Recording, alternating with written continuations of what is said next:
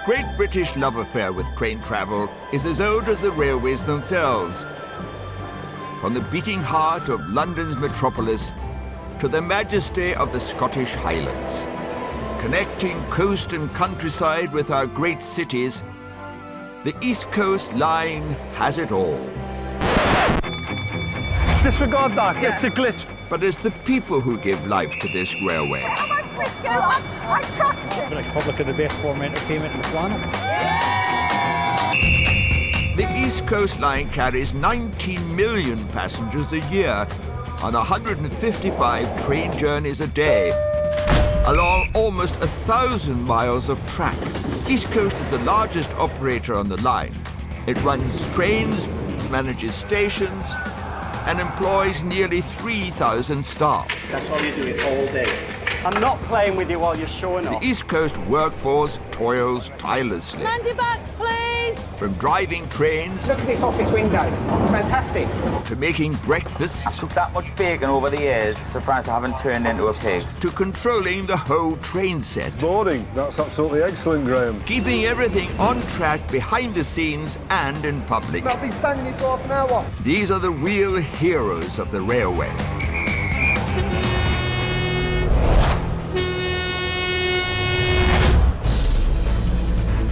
There's one weekend that the staff of East Coast trains dread more than any other. The train will get a delay, definitely. A weekend that brings delays, cancellations, distraught customers, and no end of hassles for the staff. Very, very busy. The queue is very enormous. Oh, the whole station is crowded. Welcome to the long Easter weekend.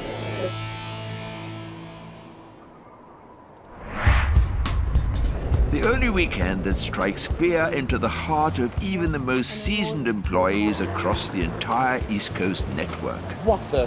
Hang on a minute. Whether in the control centre, On the weekends as busy as this, the objective is for it to go as smoothly as possible. on the platform, We're doing a job, we're getting money for our families. We're not here, we don't want any hassle. or on board the trains. Your ticket is for standard and this is first class. Over this bank holiday, every train carriage is booked to capacity, and the staff up and down the line are primed to face whatever the British public can throw at They'll them. not let passengers off, you see, till they cuff them or they get them under control. Oh, and it's snowing.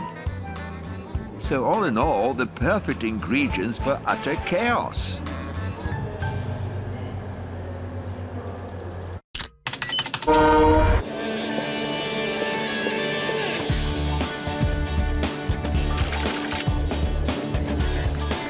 It's the morning of Maundy Thursday, traditionally East Coast's busiest day of the year. And the holiday hordes have begun to descend upon King's Cross Station. Today, over 19,000 passengers will try to squeeze into 75 trains, desperate to make the most of their Easter break. And bracing itself for this mass migration is the station's frontline team, which will be doing everything humanly possible to process the crowds and get Britain moving through the mayhem. The busiest time of year at King's Cross, Christmas and the New Year period, and Easter. Easter tends to be busier overall because there's not a sort of run up to it. We have Good Friday and Maundy Thursday is the busiest day, and people tend to want to go away on either one of those 2 days for a long weekend. Even with the East Coast All-Stars out in force, some best-laid plans are already going astray. Nice trip, sir. Okay, happy Easter to you. You okay there, sir? Customer service assistant Joe has jumped into the passenger fray, guiding customers through their last-minute ticket purchases before panic or confusion take hold. You need help there? Where are you traveling? One single, please, to Wellington. Yeah, let me sort you out. You just go this way. Most of the Easter weeks in East Coast is always very, very busy. Our job is to make sure we meet our customer expectations, we make them very, very happy, especially with Easter week. Have a nice weekend, madam. In a couple of hours, it will be very, very busy. The whole station will be chaos, but we are very prepared.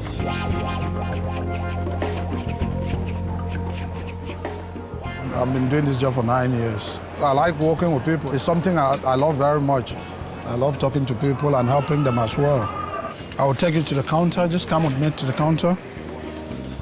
But for one passenger, the Maundy-Thursday madness is all too much. Oh my God, it's my best friends. We're going away to celebrate their wedding. No, is that okay? We're on the case. I'm getting You just have to calm down. sorted. You don't have to cry. The customer is on her way to her best friend's wedding, but she just realized she should have printed her own online tickets at home, and her train is about to board. That's what I was Nothing checking. to worry about it. There's always a solution. Can you please check the confirmation on your email, on your BlackBerry? I got it because it doesn't save my emails that far back. I didn't press print at home. I pressed print at the station. I know what it is. She bought her ticket on the internet, and then it was print a home ticket. No, I didn't press Madam, print you don't at need to home. cry. You need to calm down. What you've done. I is didn't going to- press print at home. I know I didn't press print at home. I'd never print at home. Here you go. You got a printed home ticket. That's what I know I didn't. Thank you. Okay, sorted anyway, okay? Yes, thank you very much. Because when I look at it, I knew that it was print a home ticket.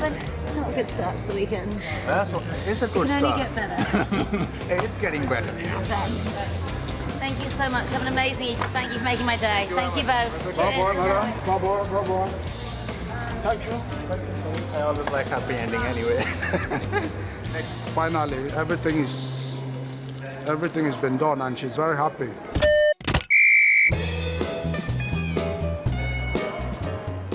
In the ticket office, tickets are swapping hands left, right, and center.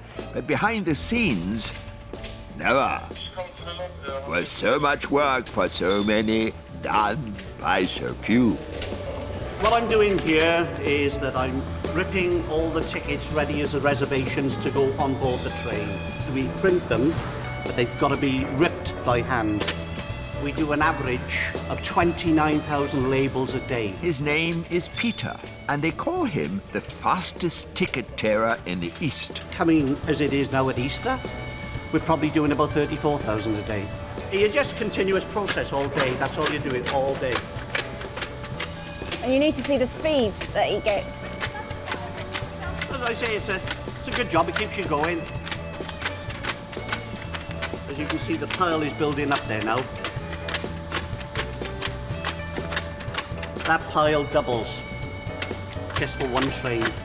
Next time you reserve a seat, spare a thought for Peter and his lightning hands. Steve, there's a lady at the taxi drop-off point. She needs help.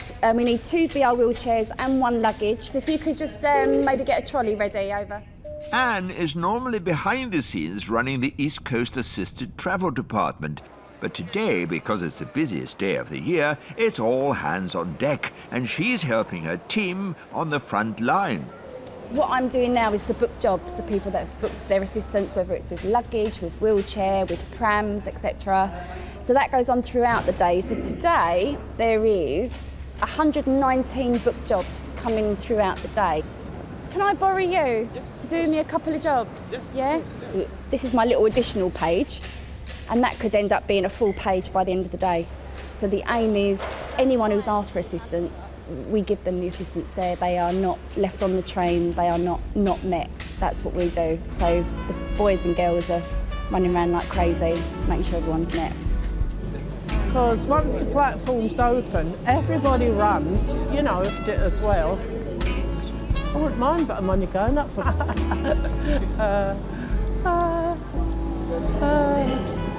Are you smiling?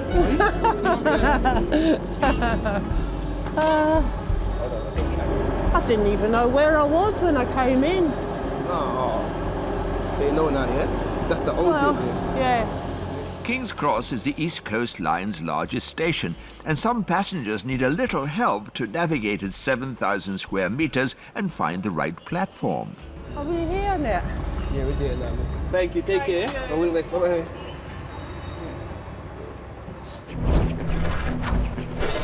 There is not a single train or platform change at King's Cross that is not under the beady eye of the backroom boys in central control. Today, the entire East Coast network is in the hands of Duty Operations Manager Robin, a man who dreams of a quiet life. It's boarding. That's absolutely excellent, Graham. Thank you very much for that news.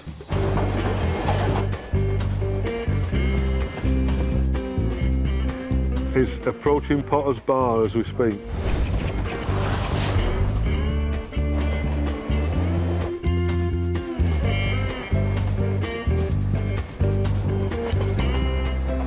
Robin has been doing this long enough to be wary of the holiday weekend. It's a day of heightened awareness because we know we've got more people travelling.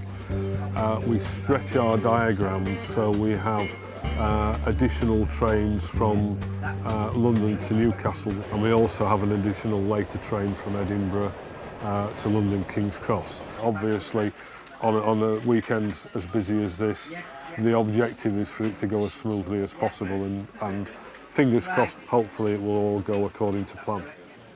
But Robin's a seasoned pro, and he knows that the likelihood of a carefree Easter is very slim. One of the lads took it a little bit too far. He actually grabbed her head. That isn't right. That's assault to me.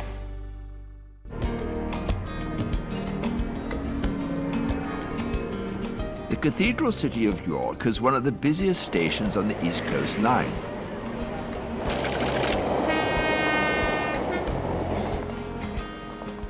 At the start of Easter weekend, one of the busiest weekends in the travel calendar, it's an especially popular destination. Most days you'll find guardian angel Julie helping travellers down on the platform, and when necessary on the track. There you go. All right. But today, Yorkshire lass Julie is nowhere to be seen. She's hidden away and revealing her more refined side. The 1229 East Coast service to London King's Cross is at platform 5. Calling at Doncaster, Newark Northgate, Peterborough and London King's Cross. A cafe, bar and trolley service are provided for our customers in first class. A complimentary offer is available. Nobody can, even family don't realise it's me. So no, I'm quite posh on there. I have my posh voice on this. And I'll just have my rough and ready voice when I'm out on platform. This is where we can see what's coming into the station, what's going out, what's delayed, and do all the announcements from here.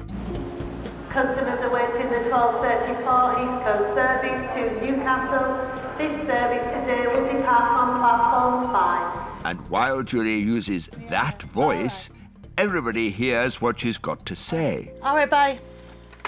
It was my boss. He said I was too loud, but it was a platform alteration. So if you don't shout, well, no, not shout, that's the wrong word. If I don't speak loudly, people miss it and they'll say, well, I never heard them announcements. Well, they will. They won't miss this one when I've shouted on it, will they?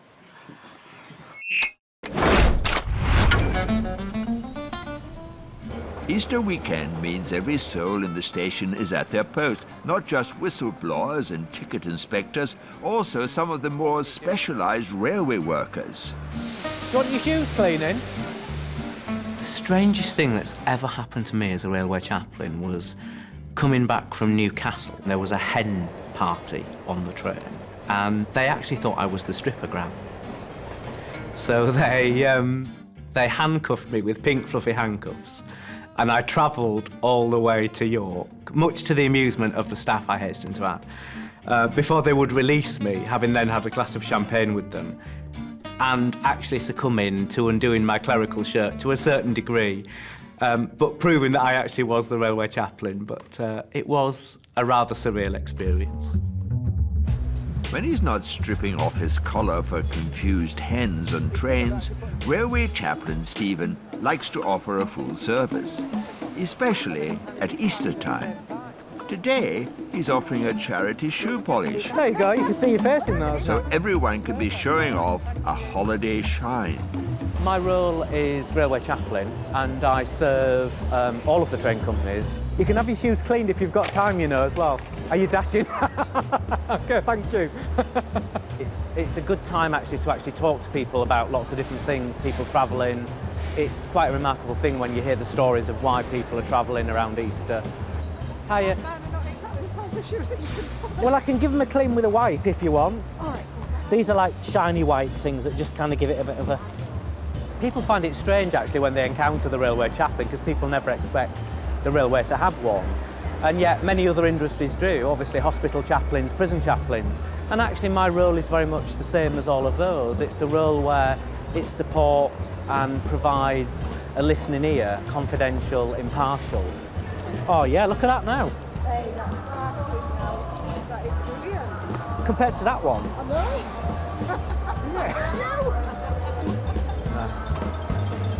Thank you, that's lovely. You're a star, thanking you. It's afternoon at King's Cross Station, and it seems like the whole city is descending for the big Easter getaway. And they've come in all shapes and sizes. I'm off to Newcastle from a stag do, and it's very cold. So, despite record numbers of passengers, everything's moving smoothly, for the time being at least. Bravo calling Lima, over. Operations manager Graham is on the platform, trying to get his 9 tracks of trains out safely and on time. Today we've got about 18,500 passengers on all of our services, just on the ones that are departing from King's Cross. A massive increase on what we would normally get throughout the day. So yeah, it makes us very busy today. And it's gradually got busier as the day's gone on, and the trains are going to now end up being full on departure from here. So Graham is on high alert and poring over his train dispatch checklist. We're just doing a pre-departure checks for make sure the train departs on time. Pre-departure checks are make sure the doors are closed, make sure there's no obstructions, that kind of thing. And hang on a minute.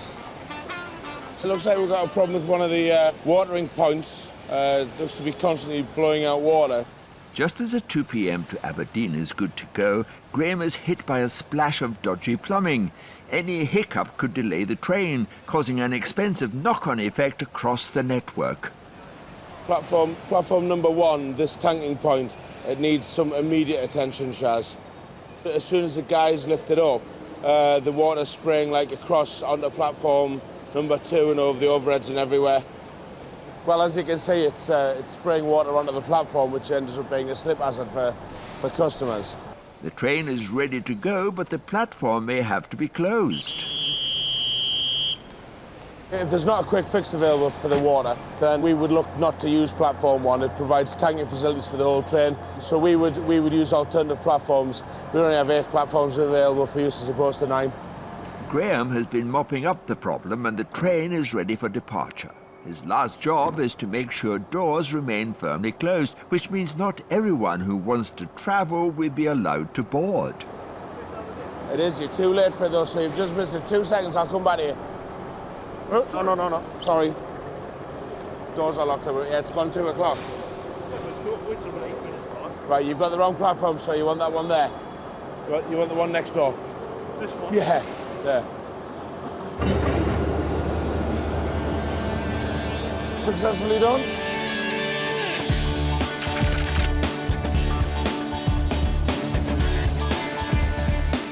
It's the middle of the afternoon, and the crowds at King's Cross are reaching fever pitch. Every traveller seems to be competing for every seat. Yeah, this is our first really busy train of the afternoon. We've got about 70 reserved in first class and 350 reservations in standard. With about 5 minutes to go, there's people standing in the ends of the carriages already. It's impossible to plan for spur-of-the-moment passengers or predict how much luggage they might bring. And so every seat on the Edinburgh-bound train is full and the floor is packed to capacity. That means if passengers don't reserve or arrive early, they won't be boarding their preferred train. stop it going? Do you have a seat reservation for it? No, it doesn't then. If I had reservation, You would be able to, so you'll need to join the 16:30 because this one's already full. So this is our last departure to Aberdeen of the day. It's very busy, it's fully reserved. Passengers are going to York and Darlington. There's other services they can use, so we ask that they use them rather than using the direct departures to Aberdeen.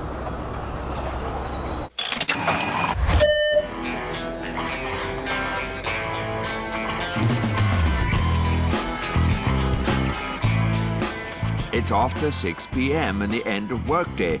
Rush hour crowds crash into an already frantic station, guaranteeing that all the day's remaining trains will be packed to the gills. Shift in, please. Make your way in. Don't block the doors, please. Very, very busy. You can see yourself. You can see the lines. The King's Cross team have already dispatched 61 trains today and have 14 more to go. But with more and more passengers turning up without tickets, the queues are getting longer and longer. Any problem, you call for assistance on the machines. I will assist you, please.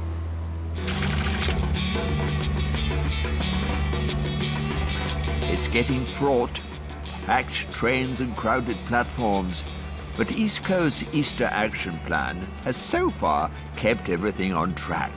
Always thinking ahead, station manager Gary is making sure that passengers will still be able to board already busy trains further down the line. Can you make that 1819 and 1830 full and standing in both on both trains in standard accommodation?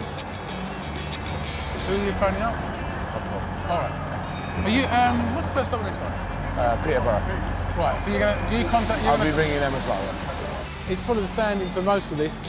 There are a couple of emptier carriages further down. He's going to phone Peterborough up, tell them where those carriages are, so we can try and marshal people into those areas.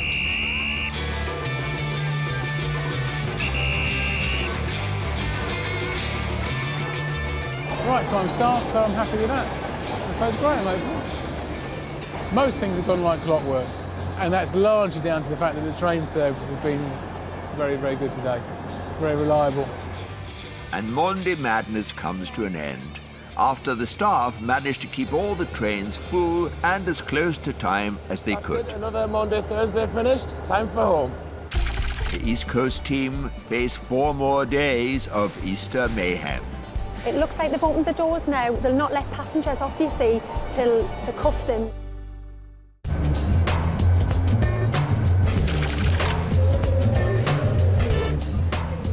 The East Coast train line sees 19 million passenger journeys a year, and on Easter long weekend, it feels like everyone is traveling at once. The busiest day of the year, Monday, Thursday, is out of the way. But today is Good Friday, and as another of the busiest holiday travel days of the year, it's a roller coaster all of its own.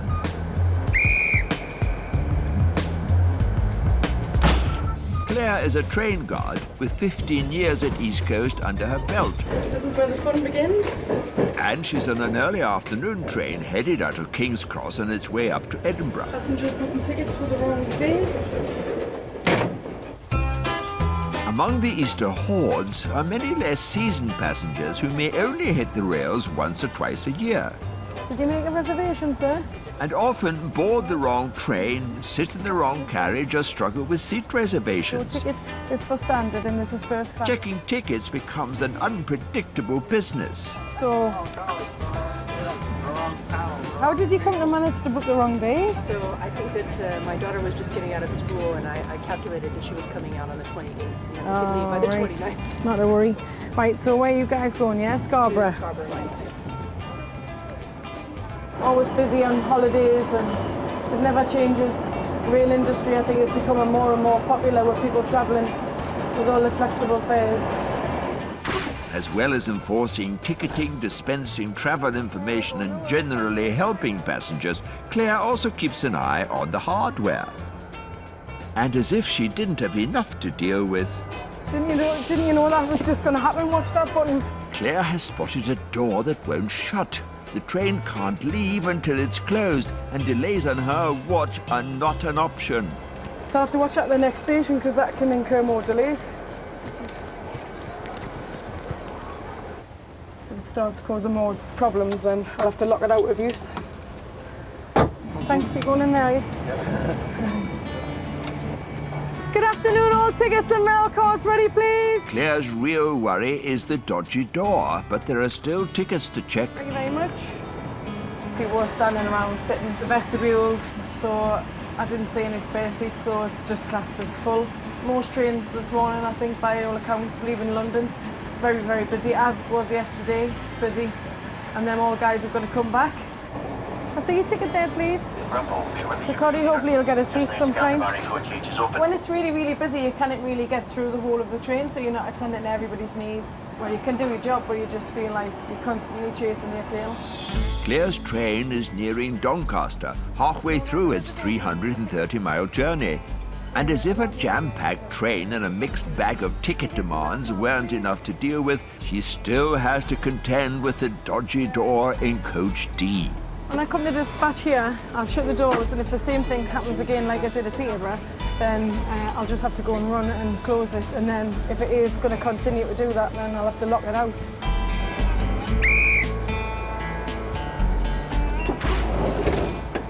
I've just realised I haven't got my company mobile yet. It's this door, this is the problem.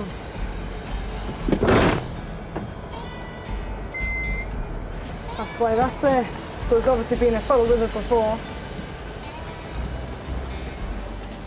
No passengers can use this door now, they just have to use the other door, and then it saves us getting delayed.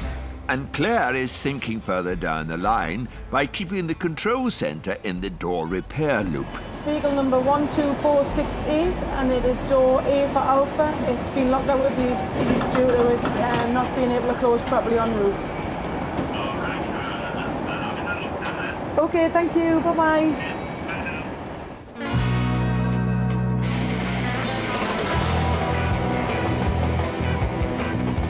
Claire's not the only guard struggling through a stressful Good Friday shift. Up the line, just outside of York, train guard Michael has got his hands full. Tickets out, please. Thank you. Trying to check the tickets of 500+ standing room-only customers wedged into every available square foot of space. As it is, it's still pretty much full and standing all the way through the train. You're looking for a little bit of carpet to actually sit on because people standing, sitting, and you've got luggage all over the place. Probably 90% of the people that's in the vestibules has actually got super off-peak tickets, saver tickets. It's up to them whether they take reservations or not, or ask for them. The majority of people don't, and then they just expect just to get on the train and get a seat. Unfortunately, when it comes to the Easter bank holiday, the chance of finding a seat is really, really difficult, you know what I mean?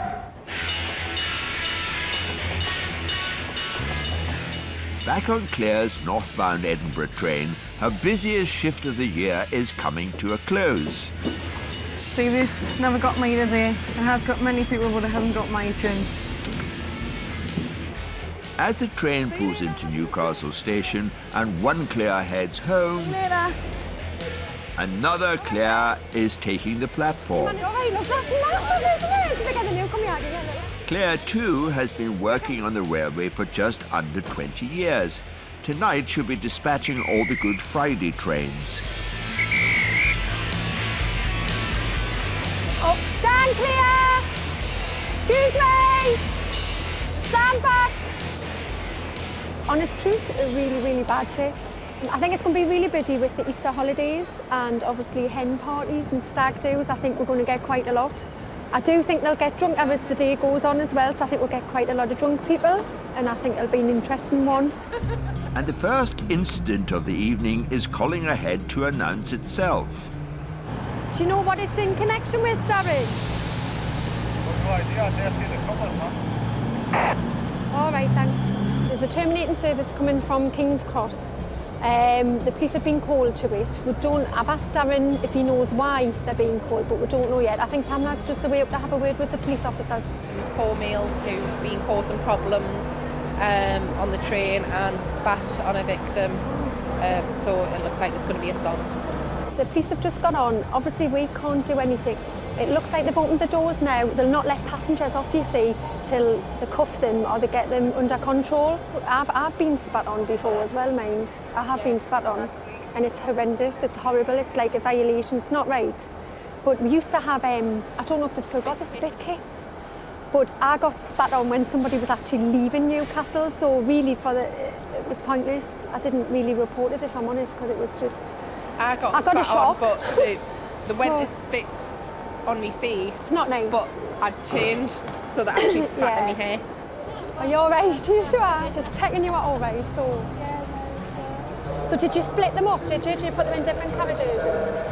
Yeah, well, they bought the alarm and then I got complaints about them. So I went through there, I gave them 2 options. I said I was going to kick them all off or they can sit in different carriages. Yeah.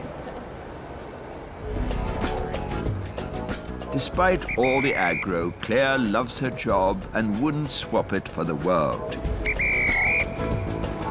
I only came for the summer season and I'm still here 18 years later. What's going on there? Can you imagine doing anything else us now? Nah. Do you know what I love? It's not about like the job. Yeah, the job's great, but it's like the people I work with as well. I just find them really funny, and I can't work in an office now. It would kill me, that, having to sit, looking at the clock. All right?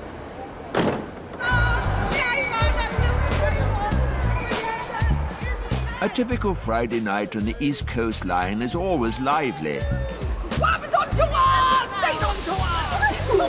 So one chap once, he'd walked into the pasty shop opposite my information point, he'd got a coffee, been told by the police he needed a coffee to sort of sober up before he got on the train. He walked out of the pasty shop and tripped over an invisible step, straight on his face, coffee everywhere, and I don't think he managed to get on a train that night.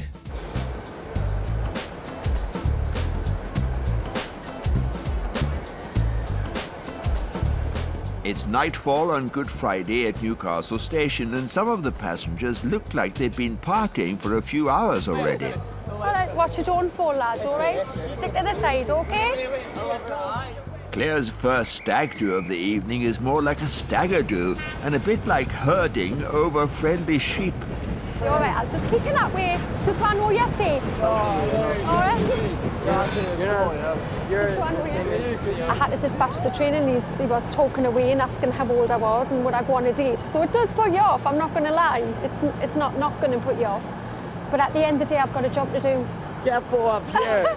There, he's got one, look. You get their happy drunks, they're culpable drunks, they're chatting you up drunks, OK.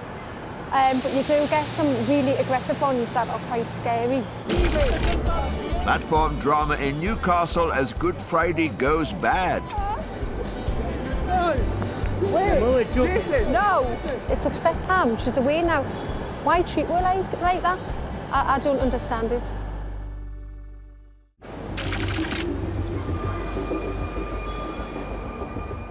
It's been an eventful Good Friday at Newcastle Station. Customer service assistants Claire and Pam are trying to dispatch one of their final trains of the evening. But in an instant, Good Friday turns bad.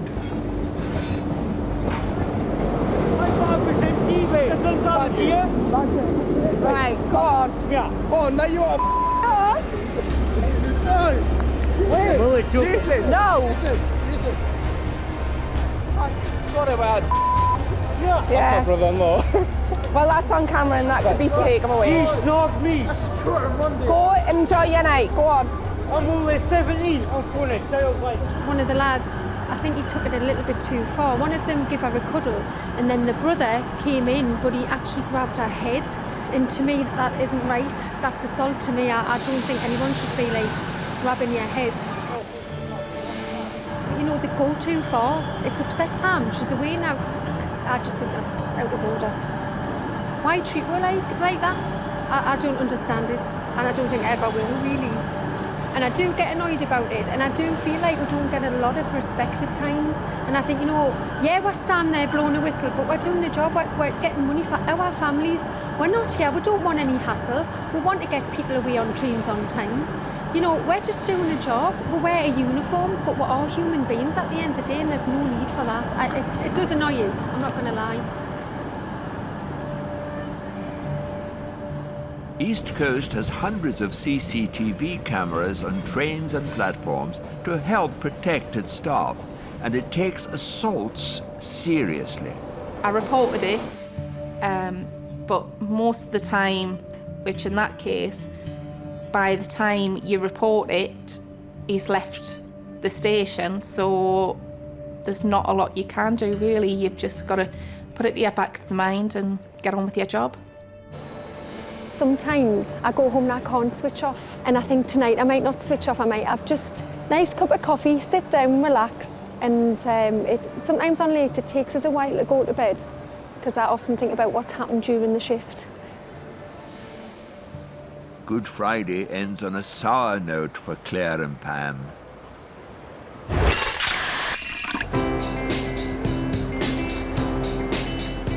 But elsewhere on the East Coast line, a bright and clear Easter Saturday morning brings hope for a happy reunion. One of the things I really like about being a train driver, you're seeing people get off the train and you're seeing people run up to the people that they're meeting at the station, and you know, they run up to each other and they hug each other, and it's just wonderful because you think, actually I've been a part of bringing these people together, and it's so nice to do.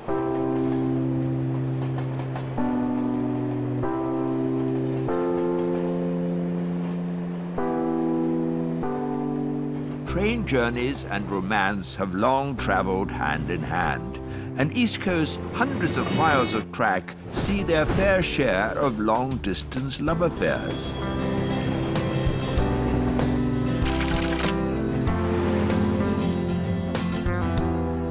For Joyce, a school teacher from north of Inverness, and Steve, a postman from Barnsley, the East Coast line ensures that even 400 miles of separation can't keep them apart. So you're looking forward to seeing me? It's been a few weeks since the long-distance sweethearts last saw each other. Now, on Easter Saturday, Joyce still has 2 trains and hundreds of miles to go, while Steve has a couple of hundred deliveries before catching his train to meet her. I'm going down from Inverness to Doncaster to spend Easter with Steve and his folks. The couple have been dating for 4 years, and their railway reunions have a special significance. A train was the stage for their very first brief encounter. I was going down to Edinburgh for a friend's son's first communion, and I just noticed this chap opposite me, and we started chatting. Talked about anything really, hello and have a seat that's free. And He said, oh, I meant to get off at Inverkeithing. And I must admit, I thought, oh, that's a shame. there was an older gentleman struggling into a coach, and by the time he'd sat down to clear the gangway, it was too late because the train doors were shut. And I went, ah, panic. And the next thing, people in the carriage were saying, oh, he's missed his stop, he's missed his stop. And I said, oh, it's nothing to do with me, I don't know him. To which the whole carriage just burst out laughing because it was obvious we'd been chatting, you know, all the way down. When we got to Edinburgh, he handed me a little card with his contact details on, and he said, if there's ever anything I can do for you or anything I can do to help you, just let me know. And I just thought that was so sweet. Well, it worked out very well, didn't it? It was one of those chance meetings to start with, and it just got better.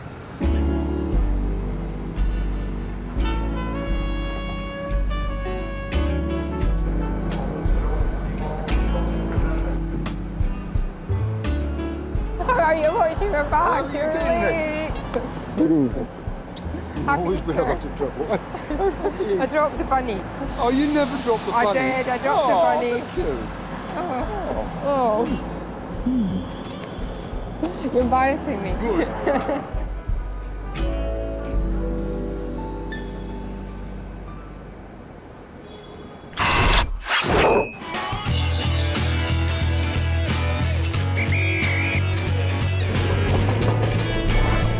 It's finally Easter Monday. Families have been visited, adventures have been had, and a heroic amount of chocolate has been consumed. Now it's time for tens of thousands of long weekend travellers to board an East Coast train and head for home. That's lovely. Thank you very much. Do you have the ticket that goes with it as well, please? Lovely. Excellent. Train guard Claire is on a London-bound afternoon express and is overseeing a very different kind of holiday crowd than she encountered on Good Friday. It's very busy, yeah. Everybody's in a quiet mode today because they've probably been burning a candle at both ends. In a quiet moment that express trains sometimes allow, Claire makes some light refreshments for the man in the driving seat. Splits the journey up a bit for them. There's 3 hours in the seat just staring out the window. Especially how we don't stop anyway. Just get breaks it up for them a bit. Just put some biscuits and little goodies in there for them. There's a cup of tea for you. Thank you very much. And some biscuits. All right? Okay. Right, lovely. I'll see you later on. Take care.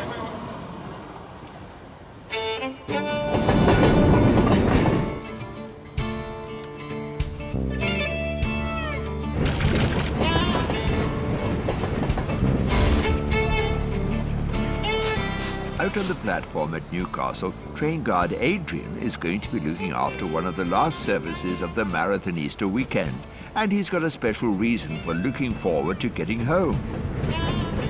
Yeah, getting home tonight's going to be a late one. By the time we get home, it'll be 11:30, so it's getting back again for the missus, because we've only got 3 weeks left now before she's due to give birth to our fourth, so there's little disruption between here and London, the better for me, so I can get straight back.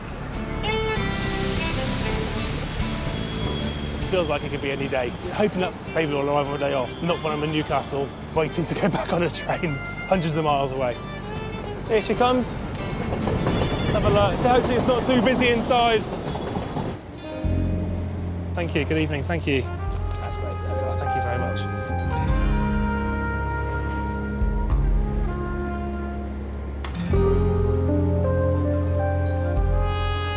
Cheers.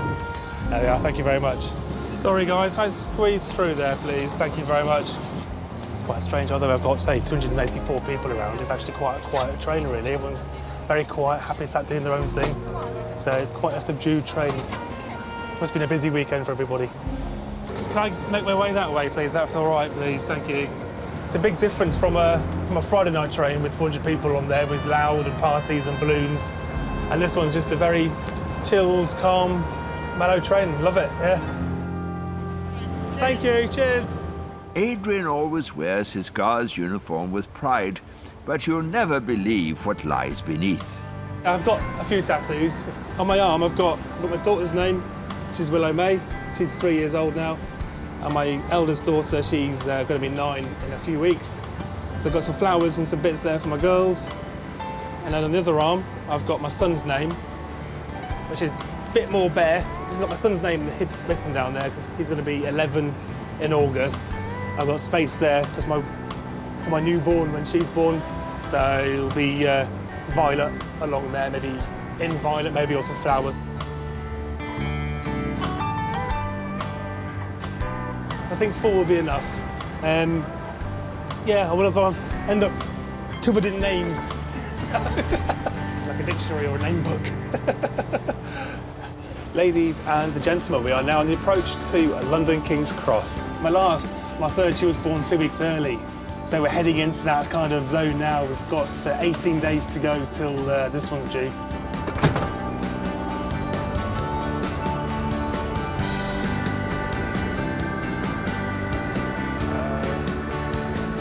But that is me done for the night now.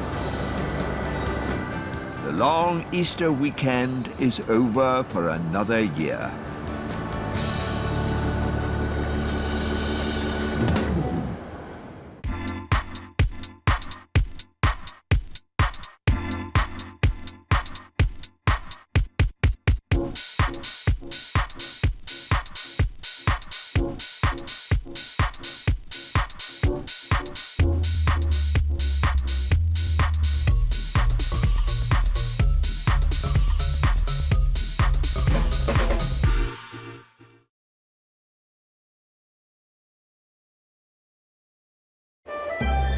The great British love affair with train travel is as old as the railways themselves. From the beating heart of London's metropolis to the majesty of the Scottish Highlands. Connecting coast and countryside with our great cities, the East Coast Line has it all. Disregard that, it's a glitch. But it's the people who give life to this railway. Come on, Frisco, I trust you. British public are the best form of entertainment on the planet. The East Coast Line carries 19 million passengers a year on 155 train journeys a day, along almost 1,000 miles of track. East Coast is the largest operator on the line. It runs trains, manages stations, and employs nearly 3,000 staff. That's how you do it all day. I'm not playing with you while you're showing off. The East Coast workforce toils tirelessly. Command your backs, please! From driving trains... Look at this office window. Fantastic. ...to making breakfasts... I've cooked that much bacon over the years, surprised I haven't turned into a pig. ...to controlling the whole train set. Morning. That's absolutely excellent, Graham. Thank you very much for that news. Keeping everything on track behind the scenes and in public. I've been standing here for half an hour. These are the real heroes of the railway.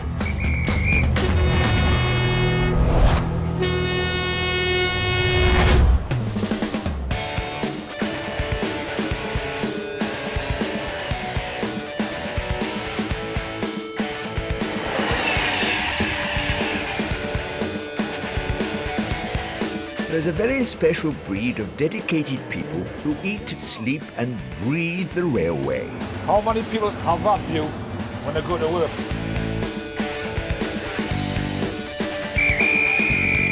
Stop running! This is the Newcastle service! First, there are the drivers and the engineers who look after the trains. Right, Jim, you can see that level of valves up already. Every single day of the year, that wire is live at 25,000 volts. You've done it already? It's down to them to ensure the safety and comfort of all passengers across the entire rail network. We've got BN12 coming in now. It's already about 40 minutes late. I have to get the boys on this and work around the clock. Those are the things that can go wrong. And then there are the train spotters, who eagerly and patiently wait for hours for a glimpse of that special locomotive. All this for the love of trains.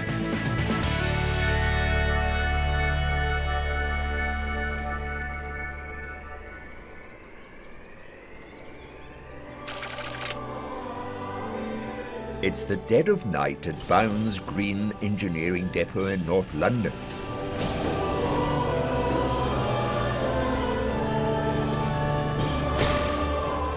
Britain's travelling public is tucked up in bed, blissfully unaware of the mechanical wizardry taking place inside this 17-acre workshop, a hangar the size of an airport terminal. How's that one over there, Echo? Pull it down. 24 hours a day, 364 days a year, the dedicated crew of engineers and mechanics just do it.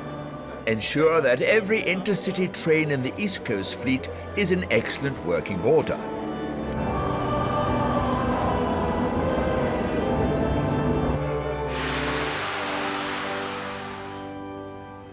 Okie dokie, let's liven everything up. Technical team leader Ray Bond She'll be good. is one of the engineers based at the Locomotive Works. Yeah, see, she rotates through there, nice.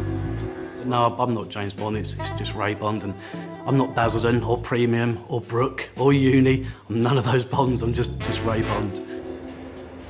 My proudest achievement is actually repairing these massive trains.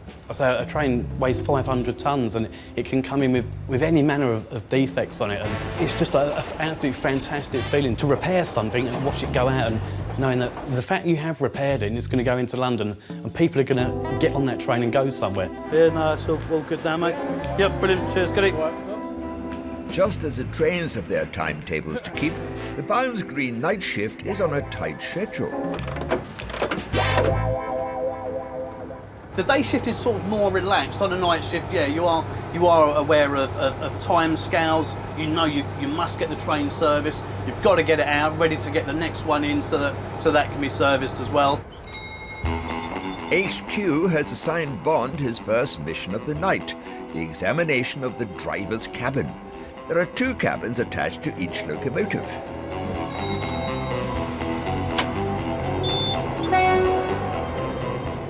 Ray's mission would not be complete without checking the braking system. Effectively, that's just your ignition key. We'll go into what we call the auxiliary position, and that sets the locomotive up. If I move the controller forward and take power, we would eventually move forwards. So we take forwards. I can hear now all the fans are up to speed and everything. And then we can actually take power. So we just notch on, we can hear the electrical switches pick up, we can open them up. If we left that power on, eventually that power would be great enough to overcome the brakes.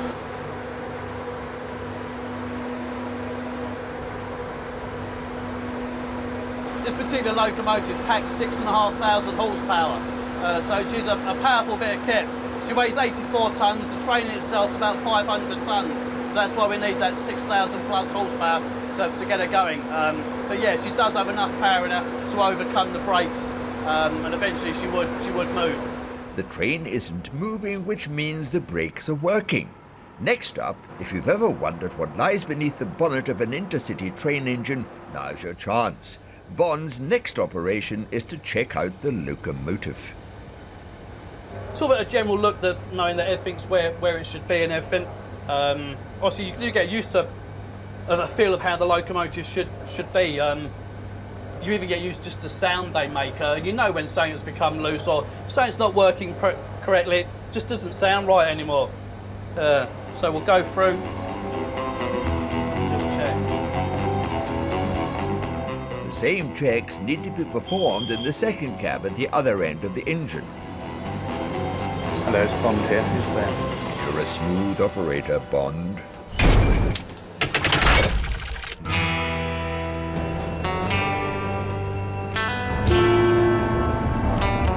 It's now 1:45 in the morning at East Coast Engineering Depot in North London. While the country is sound asleep, the night shift is in full swing. As one train leaves, another arrives to take its place.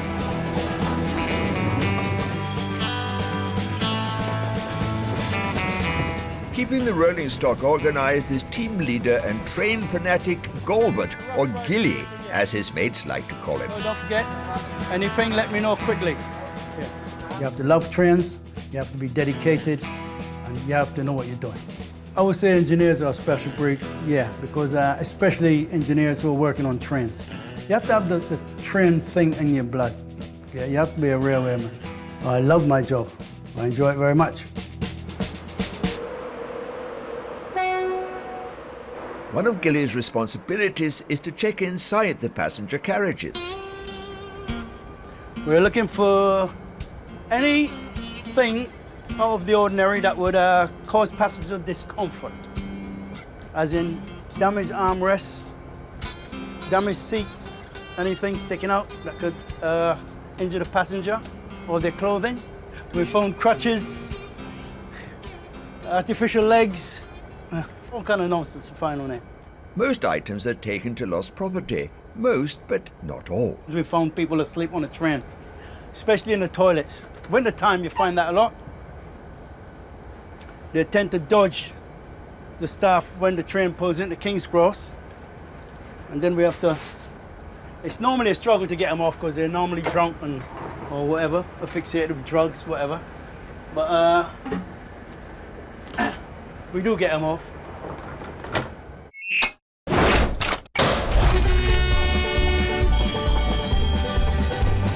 The night shift tackles the most dangerous job on the railway.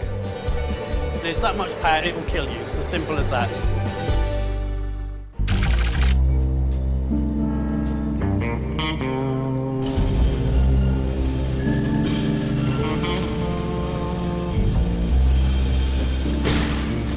It's the middle of the night at the East Coast Engineering Works depot in Bounds Green. All right then, son? Hey, is it working all right then? Every night the team services the fleet of electric and diesel locomotives. One of the electric-powered trains arrives needing a vital piece of equipment replaced, the pantograph. It's a metal arm housed at the top of the engine which feeds electricity from the overhead wires into the locomotive. This powers the train like a dodgem, but only 5,000 times more powerful. On the top of the pantograph is a pantograph head. That's actually in contact with the overhead wire. Top surface of that is made of carbon. That wears as it's running under the wire. So every so many days we change it out, we put a new one on there. Technical team leader Ray Bond teams up with engineering technician Lester for the job. Excellent. But you're going to change the pan head, aren't you? Yeah. Working around electrical currents of up to 25,000 volts is one of the most dangerous jobs on the railway. It's incredibly dangerous. These electric trains are incredibly quiet. And for all intents and purposes, when you see one sitting still like this, you think it's completely dead. But it's not. All the time, every single day of the year, that wire is live at 25,000 volts. You don't even have to touch it. Even if you just get near, it will jump. There's that much power, it will jump to you and it will kill you. It's as simple as that. There's no second chance with it. We turn off the 25,000 volts first, obviously, for safety. All these vehicles have an orange line painted on them, and effectively that's a safety line. And you do not put any part of your body above that orange safety line unless the overhead electricity has been turned off. Yep, sure, got it, yep. Well done. Right, that's our old pan head down. Okay. Yeah. Now it's quite a strange phenomenon. Obviously the 25,000 volts is switched off, but to actually still try and touch that wire while it's dead, it's a strange thing. Can you touch it? Oh! I don't like touching it. No, even though we all know it's dead, it's still really hard to touch it. Another mission accomplished by Bond, Ray Bond.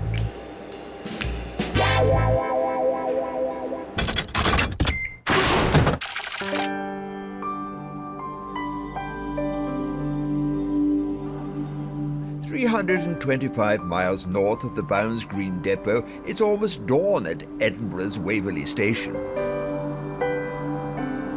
The first service out today is the most famous train in the East Coast Fleet, the Flying Scotsman.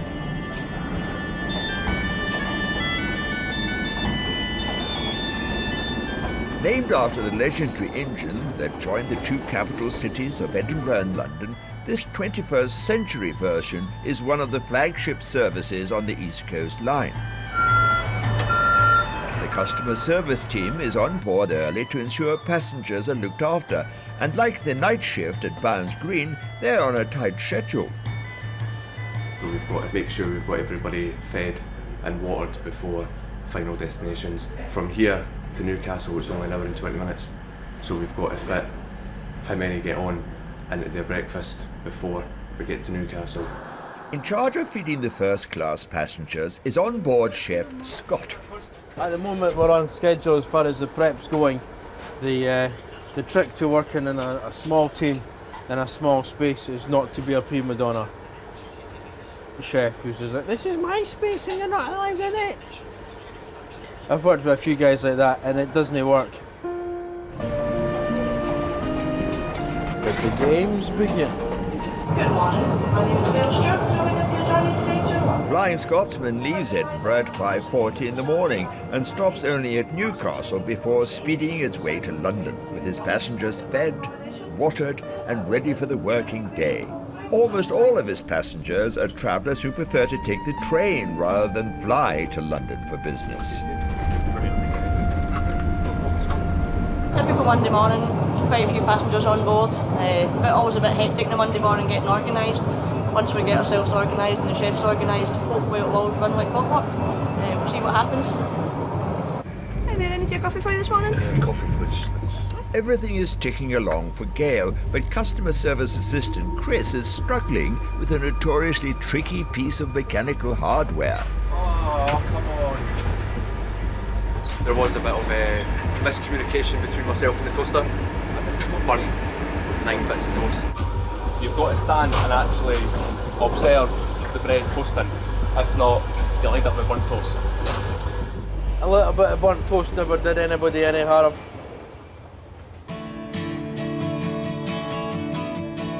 My favourite passenger this morning. No offence. Ah, yeah, yes. You got breakfast too, didn't you? Yeah. She enjoyed his sausage.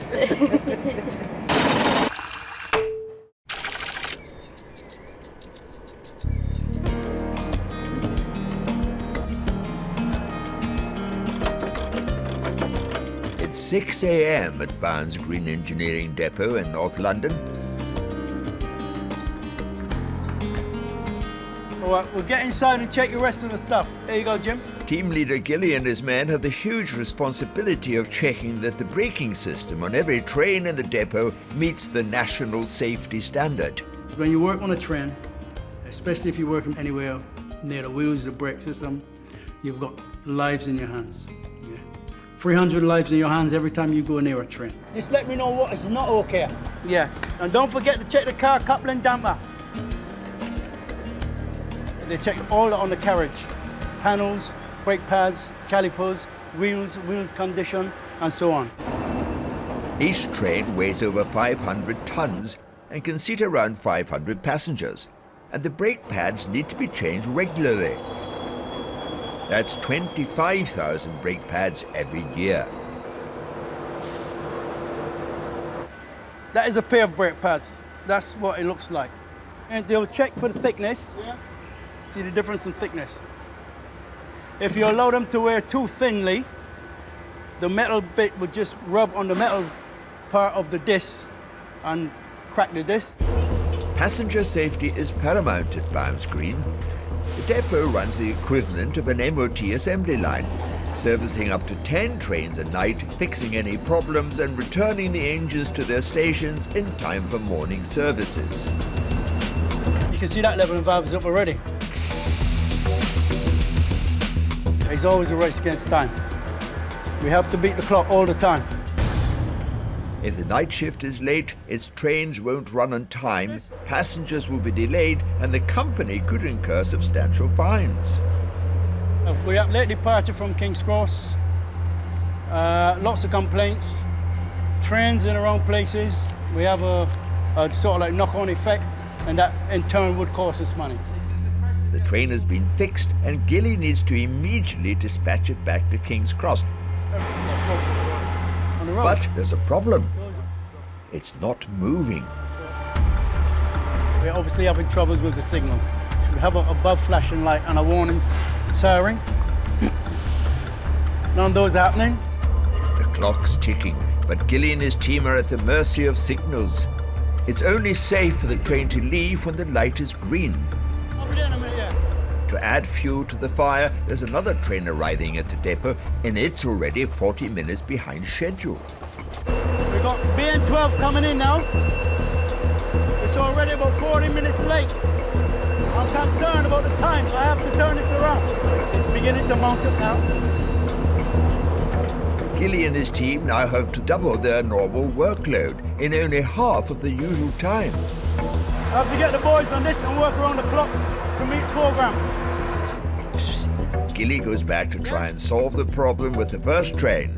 It's still waiting to leave. We're having a problem on the line. We can't get the signals yet to clear the train so the train can leave the depot. So Tony's going to try closing, opening the doors again. Opening and closing the doors should reset the system. Any joy? There should be flashing lights and a warning siren, but nothing's happening. Those are the things that can go wrong. It is a big problem. Slightly worrying now. For the train to reach King's Cross in time to begin its scheduled journey, Gilly has no choice but to override the red light and dispatch the engine with extreme caution. I'll let you deal with that. Yeah, it's doing it now. Yeah. All right. Finally, after 30 minutes of delay, the train can head out to King's Cross. It's a relief to get this one up now anywhere. I can go and have a cup of tea in peace.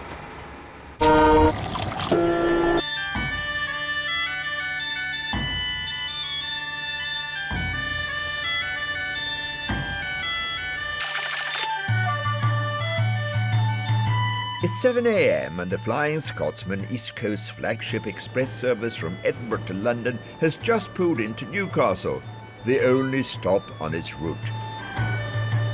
100 more passengers board for the journey to King's Cross, and the train needs to be fully restocked in only 3 minutes.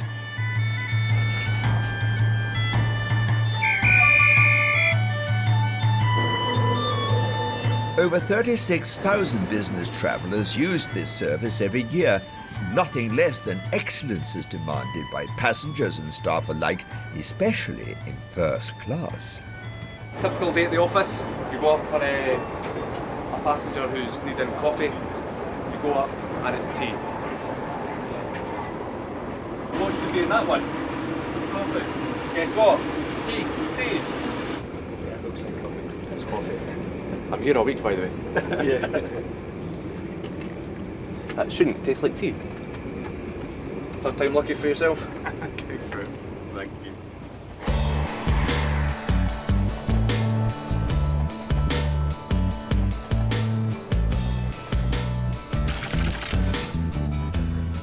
After just 4 hours, the Flying Scotsman completes a 325-mile early morning workout and pulls into King's Cross on time. And while the passengers begin their working day, 7 miles north at the engineering works in Vans Green, Ray and the night shift team are ending theirs. When we finish the shift and we've got an empty depot, we know that we've done what we're paid to do, really.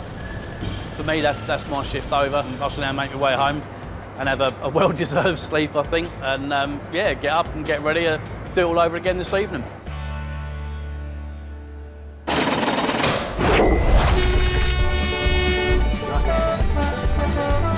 Thunderbirds are go. Going back in time, that is. Saying that's a classic one, isn't it? Oh, yeah. Proper railway. And York Station faces the invasion of the train spotters. That's exactly how steam trains should be.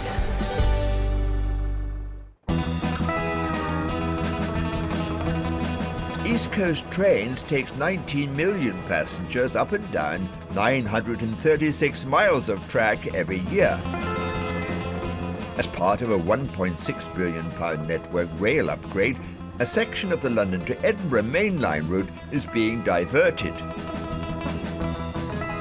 Driver Steve can't start using the detour until he completes a test drive of the new route using what's known as a Thunderbird locomotive.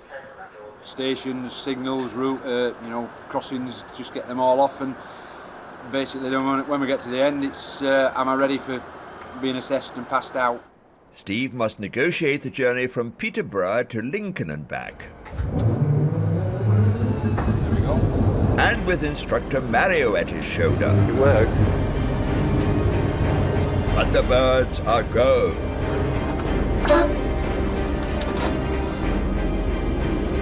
That's right, mirror signal maneuver. What a lovely day. So through Eastfield, on his way. Steve needs to memorize all level crossings, new signals and slower speed limits. 960. The differences between this route and the main line are, one is, it's sort of more rural. When it's dark, it really is dark. There's not as many landmarks, sort of towns and villages that we're going through, which are good landmarks for you, particularly in foggy, when it's dark, in them sort of conditions. And it's a lot slower. And sometimes I find the faster you go, it's easier to learn a route, actually, than when you're actually pootling around at this sort of 55 mile an hour. The Thunderbird is used for rescuing stranded engines and training new drivers. It can pull up to 3,000 tons and reach a top speed of 125 miles an hour. Here we go, proper railway. It's not just about staying on track. Littleworth, distance signal, off. Do you want me to do restricted commentary? No, keep going. Driving an older line, Steve also has to get acquainted with vintage technology. Since saying that's a classic one, isn't it? Oh, yeah. And obviously you can see the difference between seeing that and seeing one of the new LED colour lights is tremendous, really, the sighting of them and everything. Yeah, but it still works, doesn't it? Oh, it still works, yeah. And to me, this is the skill of us, isn't it, as drivers. You know where they are and everything like that, whereas them colour lights just make it that tad easier. I can kill more pheasants with one of these than Edwards can with his shotgun.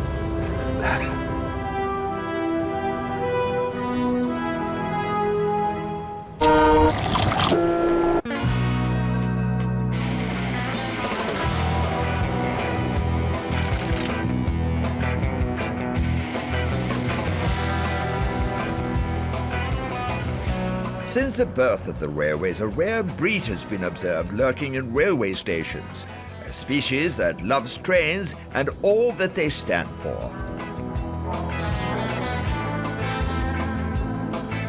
This breed is commonly known as the train spotter. Oh, my name's Ian Willoughby, I'm 27 years old.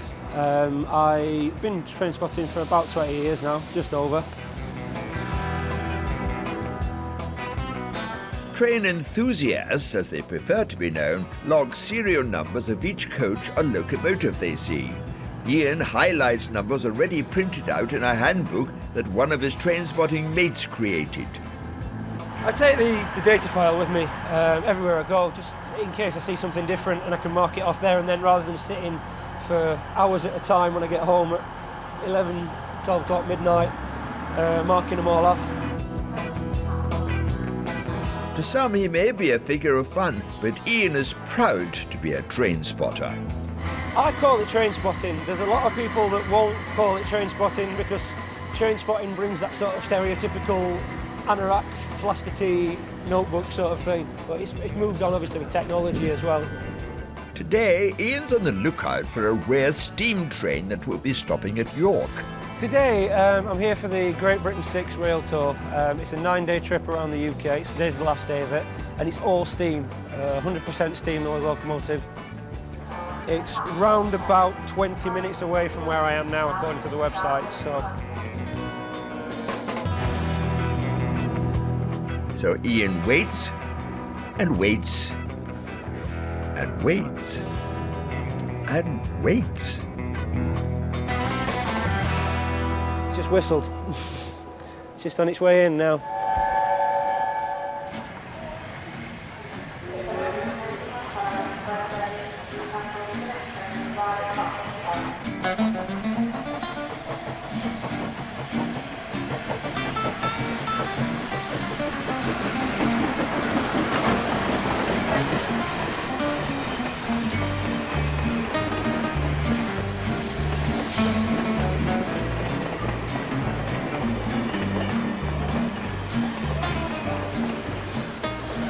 Brilliant, isn't it?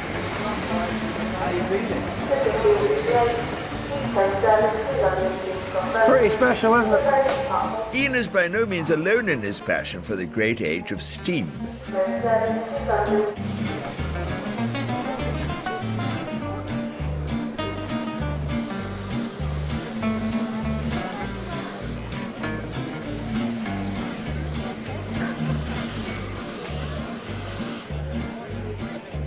The Union of South Africa was built in Doncaster in 1937 and was one of the fastest locomotives of its time.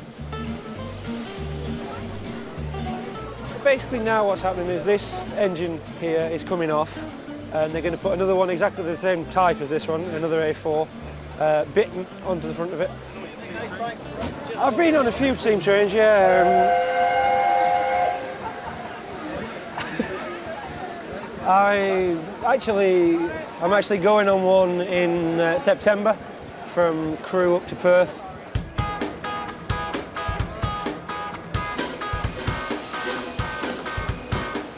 Once the engines are swapped, Ian can head off on the second leg of his big adventure. The plan now is to get the train to Doncaster. I have to get this train because it gets to Doncaster about 20 minutes before this does, and then I'll see it come through Doncaster at a fair rate of knots, hopefully.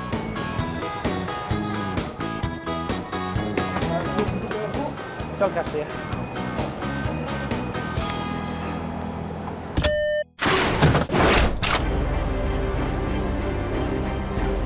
Due to the engineering works on the main line from Peterborough to Lincoln, East Coast train driver Steve is learning a new temporary route. training in the Thunderbird locomotive with his instructor Mario. There we go. Just walk everybody up now. He's just dropped his coffee in the house. Right. I don't like blowing horn here because they're all retired people at this side. Where? Bungalows. If you look, all workers live on the right-hand side and all retired ones are on left. Steve's training is interrupted by a red light. At each signal, Mario needs to get out of the cab and call the control room to ensure the line ahead is clear. All very 20th century. Hello, sir. It's driver off this 0 Papa 07 again at your Mike Golf number 3, sir. Right.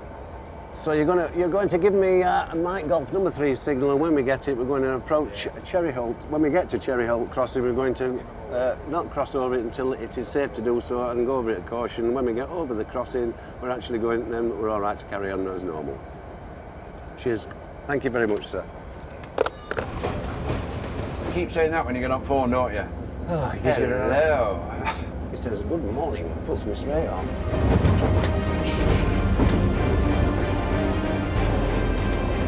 Lincoln Station.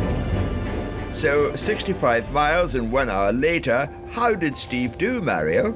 Wow. How much is that worth? Yeah, he's all right. Yeah, he's fine. Yeah, he's fine. He's only slapped me twice. So I did have dark hair though, first day.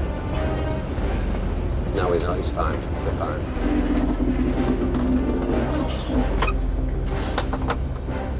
Job's a good one. We can drive in this, couldn't we?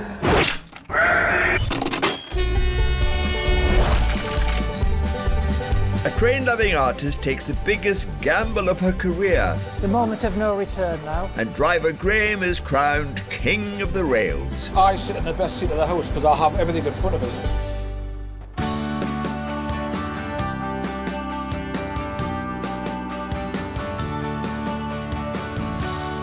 Ian the train spotter is on his way from York to Doncaster for a second glimpse of his favourite steam locomotive.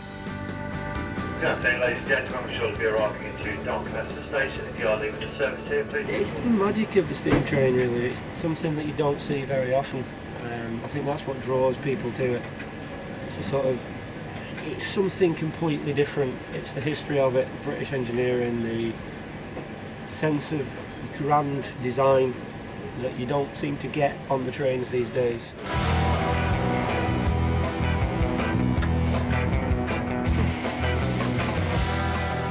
Basically now just going to wait for the steam train to come from York. It's about 10 minutes away, hopefully. So with any luck, shouldn't be long before it'll come flying through here. Train spotting is a waiting game, and having the patience of a saint always pays off. And sure enough, there in the distance, I think that's the smoke from it. See that? I sort of, oh, whoa. Yeah.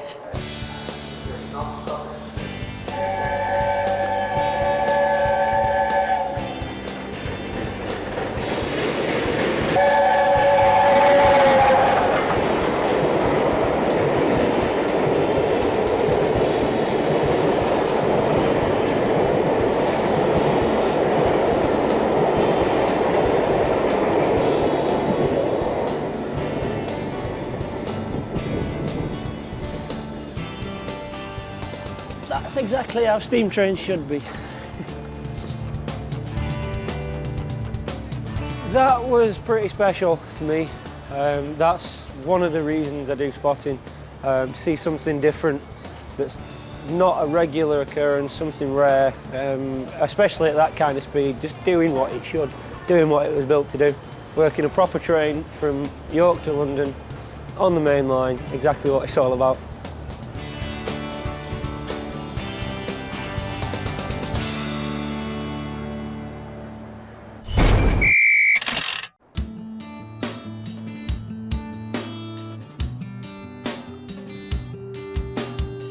In Whitby, North Yorkshire, 90 miles up the line from me and the train spotter, artist Christine also has a passion for the railways. I've been painting professionally for 15 years, but I have painted all my life. My parents both painted, and that's where I picked it up from, I reckon. Christine's painting of York Station is to be submitted to a prestigious competition in London. 2 of my snow scenes I am sending to the Royal Academy Summer Exhibition, which is the most prestigious exhibition in Britain. The chance to hang your work alongside the likes of David Hockney, Ken Howard, Fred Cumin, some of Britain's top painters, it is a huge draw for painters all over Britain. Christine's journey begins at York Station. It was here, at York, while waiting for a friend to arrive, that the painting was inspired. I was looking across the platform of the snow and the people waiting on the platform. The railways are a constant source of inspiration for Christine. As I travel by train, I often sit and doodle just for amusement. I've always got a sketchbook in my bag, and there'll be a farm building from here, some trees from there, and it gets made up purely for amusement. Today's trip is one of the most important journeys of Christine's career as a professional artist. A little apprehension about the Royal Academy exhibition, but it's not one that you build your hopes on too much. A lot of exhibitions you hope to get a picture in. This one, it's always a bonus when you do.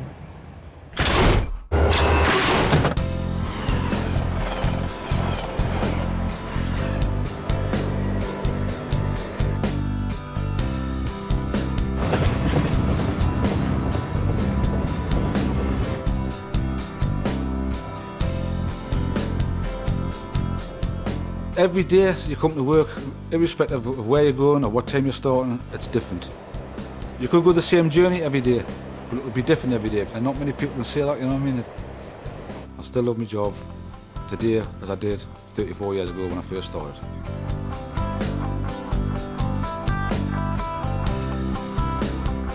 Graham is proud to be a driver along the Newcastle to Inverness line. Over 260 miles of the most picturesque scenery on the entire British railway network. Both my grandfathers and my father all worked on the railway, but they were all signalmen. I'm the only one in my family who's come on the footplate. With my dad, he always regarded the driver as being having the best job in the railway. I must admit he's right. But me personally, it's, you can't beat a bit of variation. Whatever walk of life you do, whatever job you do, if there's a bit of variety, it makes it a bit more interesting. Despite being spoiled for choice, Graham does have a favourite section of the route. Between Berwick and Bournemouth, it's just because you overlook the North Sea and you're right on the cliff tops, and it's just a superb outlook. Graham loves his work, but every job comes with the odd occupational hazard. And you know, you get that feeling, oh, I want to go to the toilet. Very, very rarely you get caught short. You know, it does happen. Obviously, it's human nature. Everybody gets caught short, but it's generally it's very, very rare. And there is opportunities for you to go to the toilet.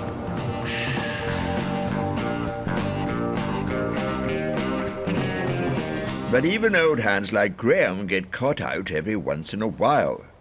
It was in a place just a few miles south of Peterborough, actually, in what's called the Fens. I just put the brake on, I went to the toilet. And I continued the journey. I told the signalman when I got back why, you know.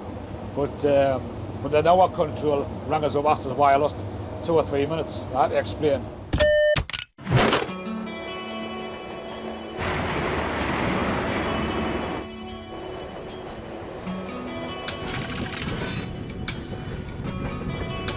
Christine, an artist from Whitby in North Yorkshire, has taken the train to London to submit 2 paintings to the Royal Academy Summer Exhibition. One of them is of York Station.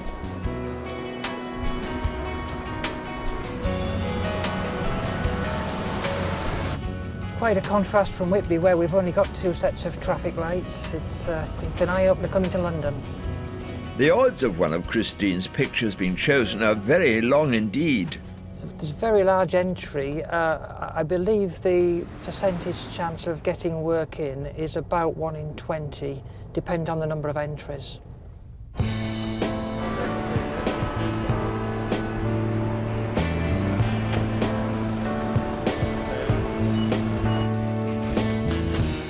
the moment of no return now. Just to unwrap these and hand them in, and that's me done. Not feeling confident, but I think they stand a fighting chance. Hi there. Hi there. I just need to scan the back. Just scan the back, thank you. Yep. There's one. There's two. Thank you. Right. It's all out of Christine's hands now. The paintings will be judged at a later date. I think that both paintings have a good chance, and I'm always optimistic when I put them in. And yeah, yes, I have to say I will be slightly disappointed if they don't get in.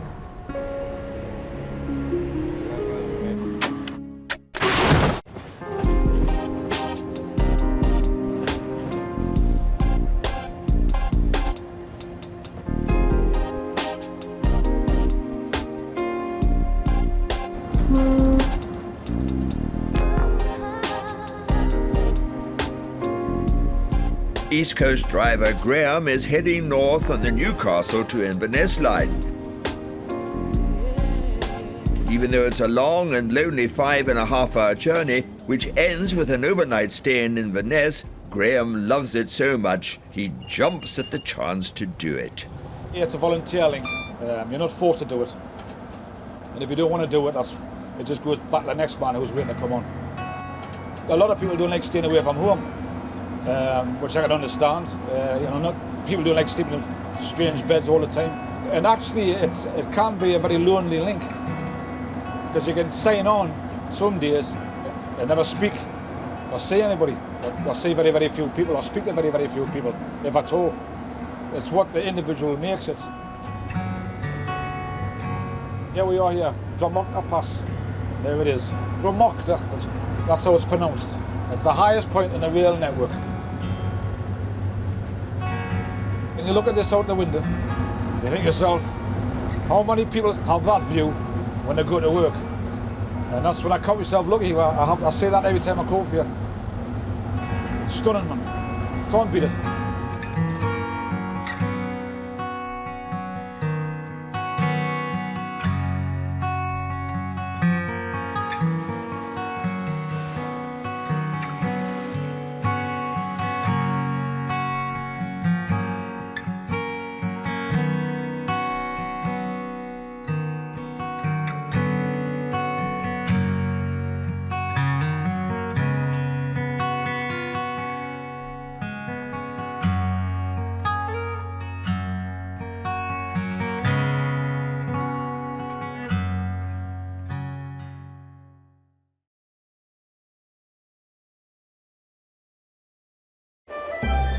The great British love affair with train travel is as old as the railways themselves. From the beating heart of London's metropolis to the majesty of the Scottish Highlands. Connecting coast and countryside with our great cities, the East Coast Line has it all. Disregard that, it's a glitch. But it's the people who give life to this railway. Come on, Frisco, I trust you. British public are the best form of entertainment on the planet. The East Coast Line carries 19 million passengers a year on 155 train journeys a day, along almost 1,000 miles of track. East Coast is the largest operator on the line. It runs trains, manages stations, and employs nearly 3,000 staff. Oh, you do it all day. I'm not playing with you while you're showing off. The East Coast workforce toils tirelessly. Mandy bags, please. From driving trains... Look at this office window. Fantastic. ...to making breakfasts... I've cooked that much bacon over the years, surprised I haven't turned into a pig. ...to controlling the whole train set. Morning. That's absolutely excellent, Graham. Thank you very much for that news. Keeping everything on track behind the scenes and in public. I've been standing here for half an hour. These are the real heroes of the railway.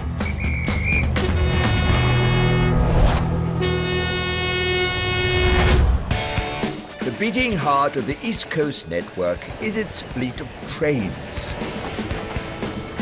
East Coast boasts 41 engines in total. Each one is a key part of the team, but some have been afforded celebrity status.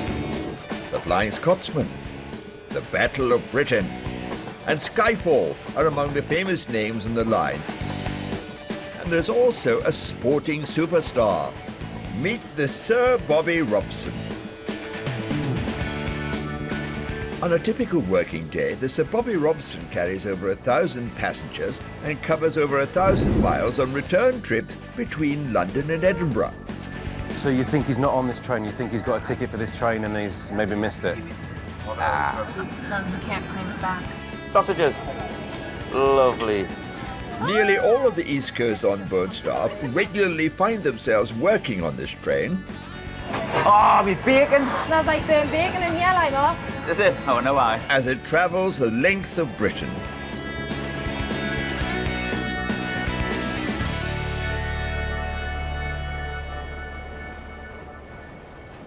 My biggest hero was Sir Bobby Robson. He used to travel on the route quite a bit, and he was always a pleasure to have on board, him and his wife. And obviously, with it being an avid Newcastle supporter, to have him, to meet him in person on the train was just a dream come true. He was such an iconic person. They named a Locomotive, I think that was after he had passed away.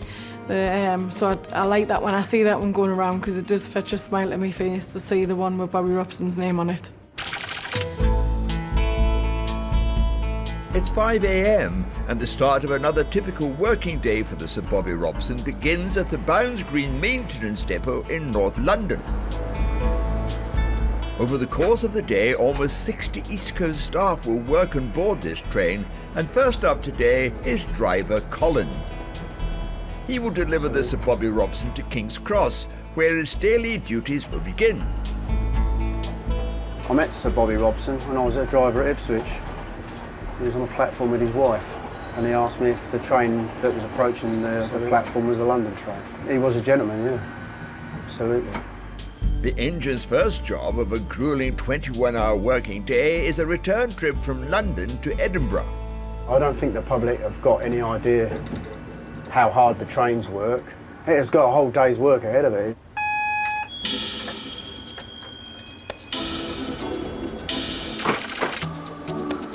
It's just after 6 a.m, an hour before departure.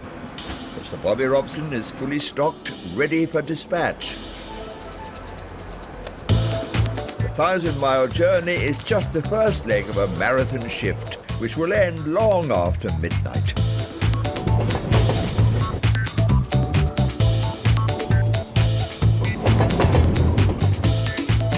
There will be 6 drivers taking control of the engine over the course of his working day, and the first of them is Graham. Today, this train, it'll terminate at Edinburgh, it'll be cleaned and sorted for its return journey. It'll go all the way back to King's Cross on another passenger service.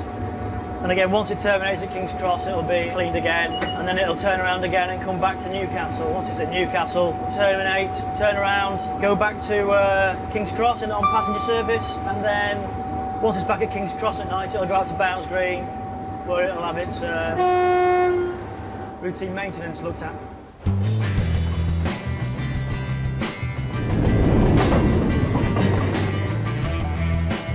Graham is delighted to be driving an engine named after a footballing legend. He was a football manager. He was quite successful at Ipswich, wasn't he? He was England manager for, I think he was one of England's longest serving managers, is that right?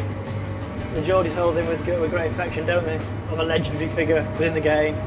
Sadly gone now, yeah. I think it's nice to have a name on a train. It just makes it a little bit more interesting for the passengers and for the public.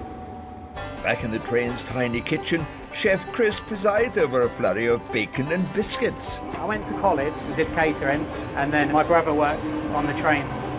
He works at Peterborough Station, and he kind of got me an interview.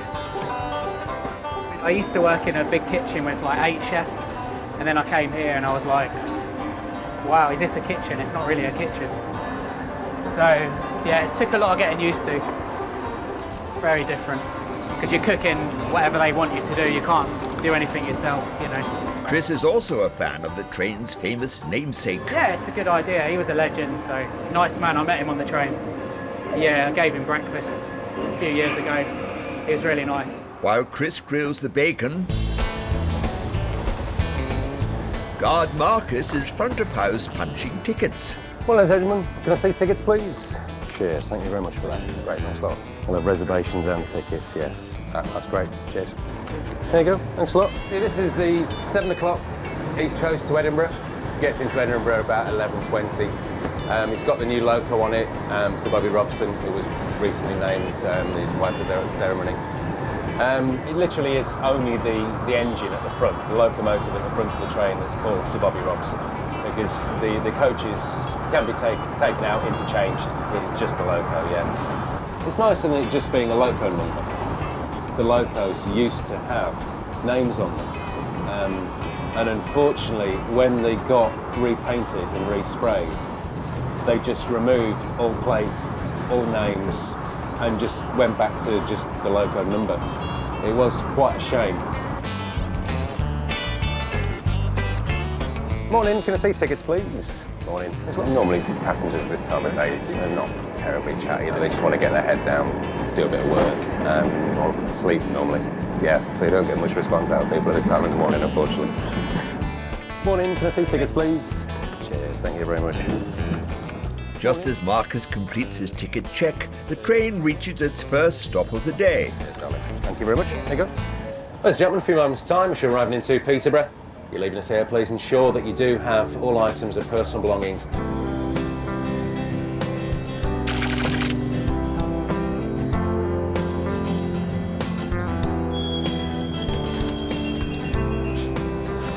Now I've got to run down the back. We do it from the back so we can see the train leave the whole of the platform and still see the dispatcher, and if they wanted us to stop the train, you know, we need to see them for as long as we possibly can. Right, normally I'd try and get myself to the back of the train before we even came into the station. I'll go from this one.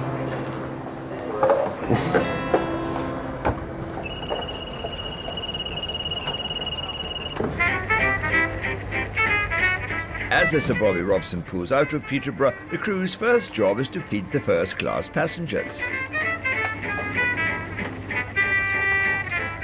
We're on the 7 o'clock from King's Cross, which is 1 Sierra 05, aka Bobby Robson. I am the crew leader on board, and my job is to make sure that everything works together.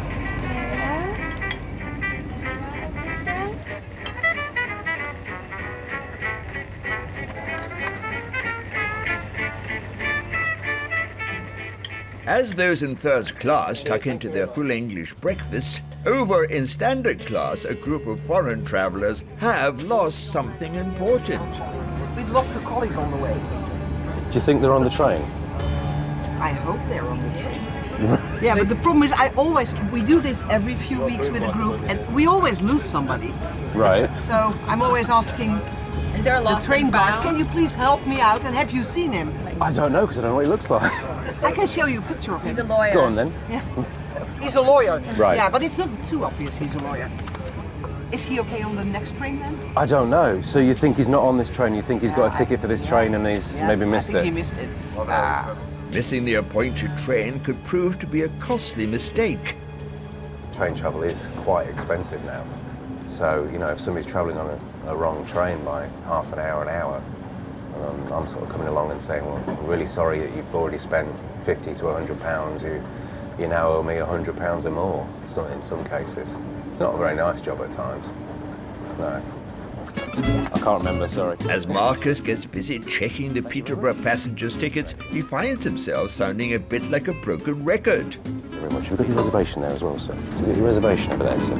Oh, those are the 2 reservations. There's 2 tickets as well, sorry. That's the reservation, mate. There's another bit as well, actually. That's your ticket. There's another bit that's the reservation. That's the reservation. Keep going. Do you have your ticket? Do you have your reservation? It is the most common phrase said. Since they brought these advance tickets out a few years ago, and it was up 2 separate tickets, multi-piece tickets, you ask any guard and he will tell you the same thing.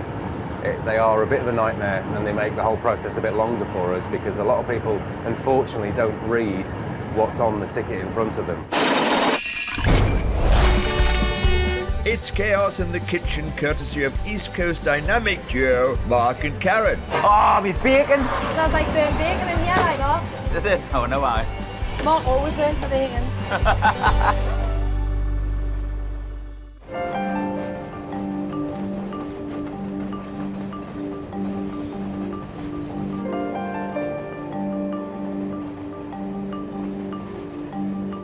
Named after the legendary England manager, the Sir Bobby Robson engine is heading north towards York.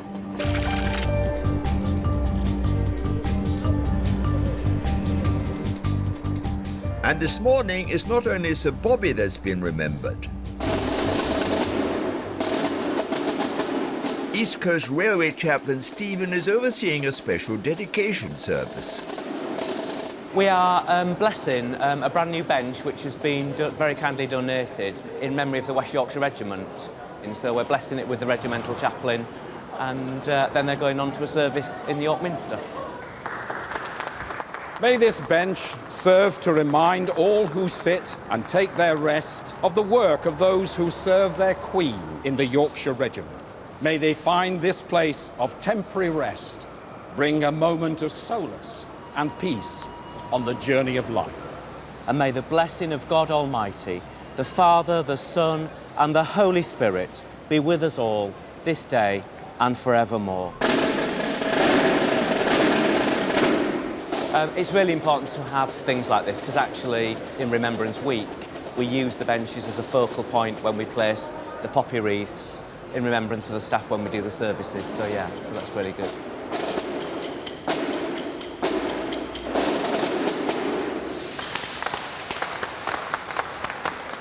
With the bench respectfully unveiled, the assembled clergy want to give it a go. Yeah, we want one sat down on the bench. Yeah, why not? We've done some work this morning, so why shouldn't we sit and have a rest? Actually, we're not doing it for you, we're just doing it for our own We're just doing it for us. Yeah, we just wanted to sit on it.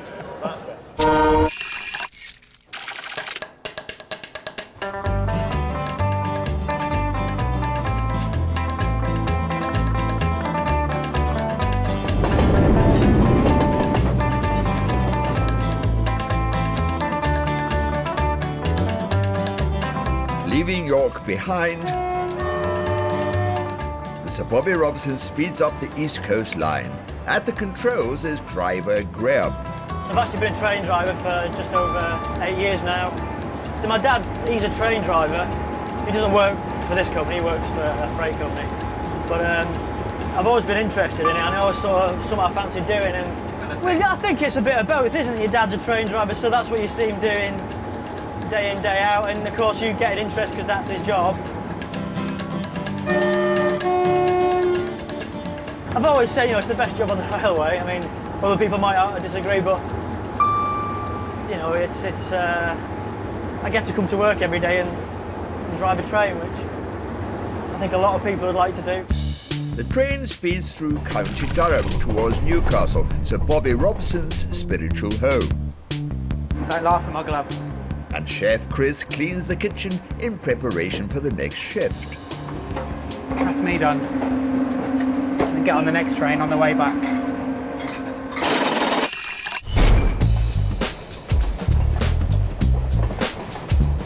Anyway, no, me, don't make a liar. Who's turning me veggies upside down now? On another service, Geordie duo Mark and Karen are gearing up for breakfast. Oh, me bacon! It smells like burnt bacon in here, like that. Does it? Oh, no, why? First time. Mark always burns the bacon. I burnt it. I'm not going to pretend it's well done or I just burnt it, but it's because I was busy feeling them out of the basically. Because we weren't even in it. Yes, they were. Yes, they were. So, if it wasn't for me. Mark's a chef, not a CSE. All right, finished. Anything for breakfast? Yeah, can we have the bacon sandwich, please? Thank you. Cheers now. East Coast carries thousands of tourists every year, and Mark and Karen like to show their first-class guests that personal touch. Oh, Danish. All right, Danish fish, yeah. Danish breakfast. They come around on the trolley, mate. Where are you travelling to? It's Peterborough, right? The bakery basket's coming round, all right? Are you going to Edinburgh? Morning. Edinburgh? The ladies going to Edinburgh? Peterborough. Eat the Danish breakfast through us. Do you want a Yugoslavian one? Do you want a Yugoslavian one? Sorry? Yugoslavian? They're French, right? So it's full breakfast then, yeah? No, cheers. Would you like anything for breakfast this morning? Chef Mark is proud of his powers of communication, whatever the language barrier. To eat? No? No food? Hold on. Do you want food? No, you don't want food. Spot on, thank you. What's happening? I think they're going to have breakfast. Hold on. 2 breakfasts. 2? Yes? You see, we've been through all this. What's different? What's changed your mind? Yeah, they like me more. Is it? Do you think she's cooking it? Look at this, man. I'm the chef. I'm better. Right, do you want sausage? You like sausage? Sausage. Walls. Sausages. Walls. Two full English. 2 sausages. Leave all out. Sort them for your pet. She never spoke. And then I said sausage. She went, sausage!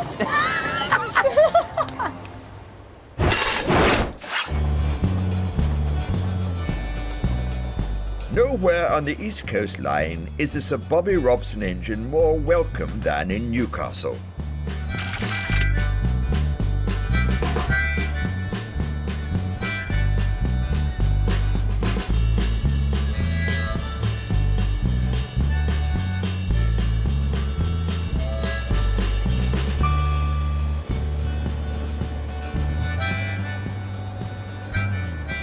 This sounds really silly. I love coming back home. I love coming back to Newcastle. And you see the Angel of the North and you know you're coming home. No matter what time of day it is, coming over the bridge and seeing the Tyne Bridge and the Swing Bridge below. And it's a nice feeling. And it sounds daft, but every now and then you'll look at it and I get goosebumps, you know, because I'm just very sort of proud to be a Geordie and from Newcastle.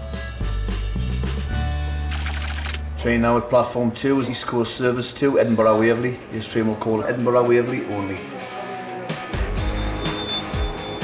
During the course of the working day, there will be several shift changes as the Sir Bobby Robson works his way from London to Edinburgh, back to London, and then once again to Newcastle, before finally returning to London King's Cross.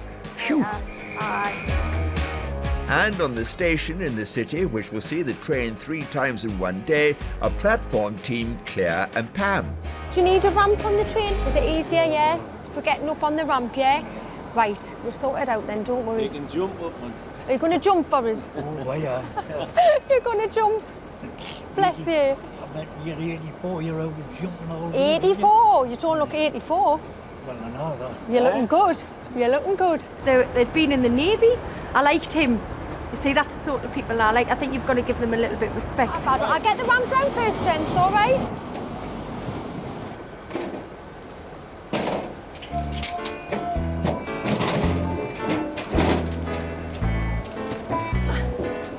Oh, dear me. I'll just see if I can... Just get Pam to give us a hand. Oh, don't even go there. That's never happened before in my whole career. What, 18 years? So, yeah, I don't know what happened with that. I think I just went a bit too far and I got my ramp stuck. I've got the ramp stuck. Only Claire could do this. Only I could do this. Got it right. on? No, you haven't. It's too far forward. That's it, you got it. Watch your fingers. I just couldn't get it in the right position with that door. Pull it forward.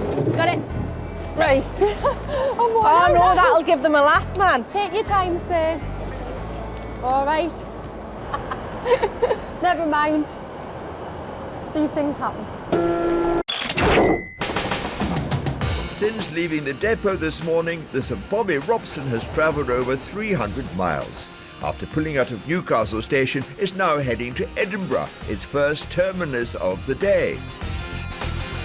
The 100-mile route through the Northumberland countryside and the Scottish borders to Scotland's capital city is one of the most picturesque stretches on the line.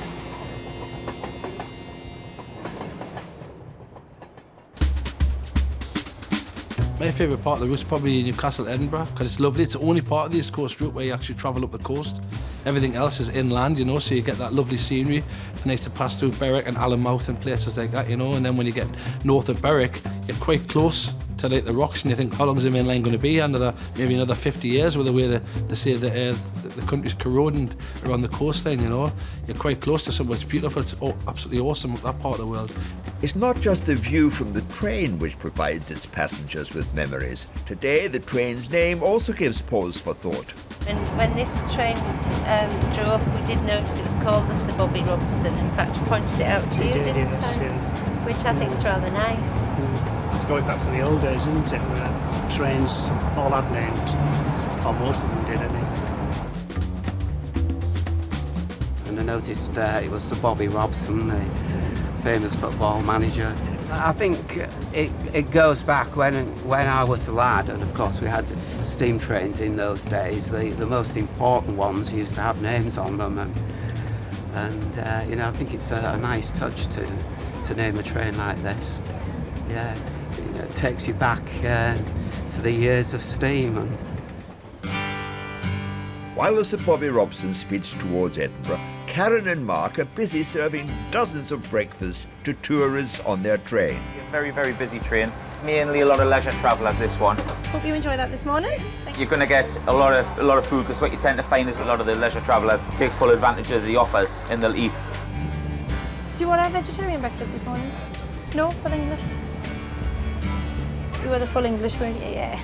Now, Mark's lovely for doing the breakfast orders, but he forgets to put what coach we're in, so I don't know where this is.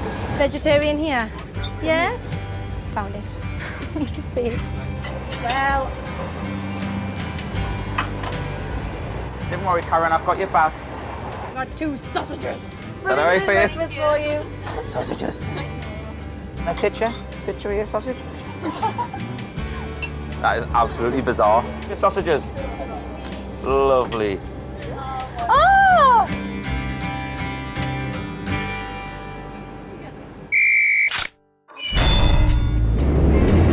Edinburgh's Waverley Station, and the Sir Bobby Robson is just over 400 miles into his mammoth 1,000-mile shift. The team has only 33 minutes for another rapid turnaround. The water needs topping up, the carriage is cleaned, and a complete set of seat reservations need to be placed before the Sir Bobby Robson is ready to head back south.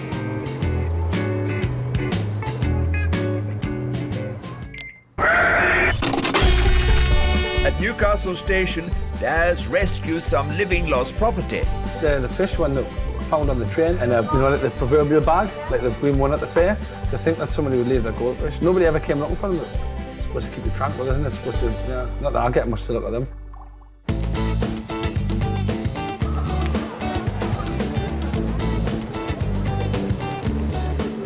Edinburgh's Waverley Station is a grand landmark in Scotland's capital, and the East Coast Line's gateway to and from the Scottish Highlands. Today is also the beginning of a long journey home for an American music student. She's been to Scotland for a somewhat special music convention. 21-year-old Estella has been playing the harp for over 10 years.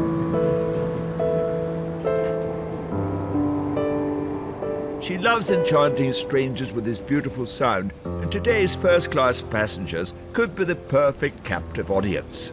How are you all doing today? I'm sad to be leaving Scotland. I'm going back to England for a little while. So why were you up in Scotland? There's a harp festival happening. I play the harp, that's what I stuck up How on. interesting. Thank you. Maybe. Maybe. Can't wait, come on. Okay. What are your names? I'm Fiona. Fiona, nice to meet you. Estella. Hello, Estella. Yeah. I'm Jason. Jason, nice to meet you. I'm Yeah. Jeff. Hi, Jeff. So, I play harp, and Scotland and Ireland and, you know, the whole of the UK really has this amazing tradition of harp music, and harps are the oldest instrument in the world.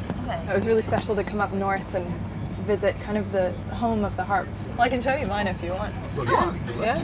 Okay. I just tuned it this morning. You're in luck. Very long. Gonna have to kind of sit on the edge, but... Do you mind if I take a photograph of you? No, no, go for it. Oh, lovely, thank you.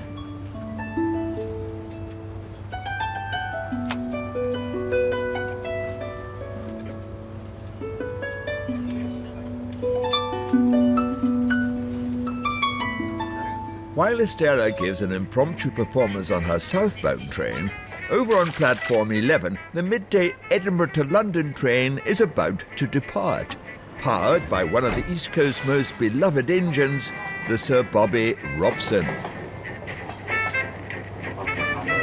2 spinach, 2 spinaches. The spinach and republic On board the Sir Bobby Robson today is a fan, but not a football fan. John is on a return trip from London, and it's the engine which sets his pulse racing. I adore train travel. Train is the best. This is 12 o'clock, East Coast, fast train from Edinburgh, Waverley to King's Cross. And we stop more going down. Coming up, it was just Peterborough, Darlington, obviously York, but that sort of thing. And we don't have a driving thing at that end. It's a driving van trailer. We've only got one engine, and that's at the other end, and it's pushing us all the way. Oh, and don't get him started on his train tracking gadgets. Yes, I use the GPS. Only 30 miles from Berwick-on-Tweed, and at the moment we're doing 106 miles an hour. We aren't allowed to do more than 125, but it goes up to about 126. This train can actually do 140, but the signalling is not quite adequate. But it's, I love it. They're marvellous things, these. It is just purely for the fun of it. Other people play sport. I can't stand sport. Before he had GPS, he used to use an old army compass. It used to drive me mad. For most passengers, it's not fancy gadgets that capture the attention, it's the spectacular scenery of the northeast coast. Allenmouth. Your party is beautiful, absolutely beautiful. It's beautiful, isn't it? It's like when we go past there in the summertime and the sun's shining, Beth has to come and find me, or I found her, and we say Allenmouth, and then you look out the window because the sea comes right round the houses, and the houses are all different colours, and when the sun shines on them, it's beautiful. So we're aspiring to have a day out there, aren't we, Beth? My favourite part of the route has to be towards Berwick and through. It is absolutely stunning, and I'm very fortunate that as the chaplain for Yorkshire and the North East, it's my bit, as it were, and I'm very, very proud of it and very protective of it as well.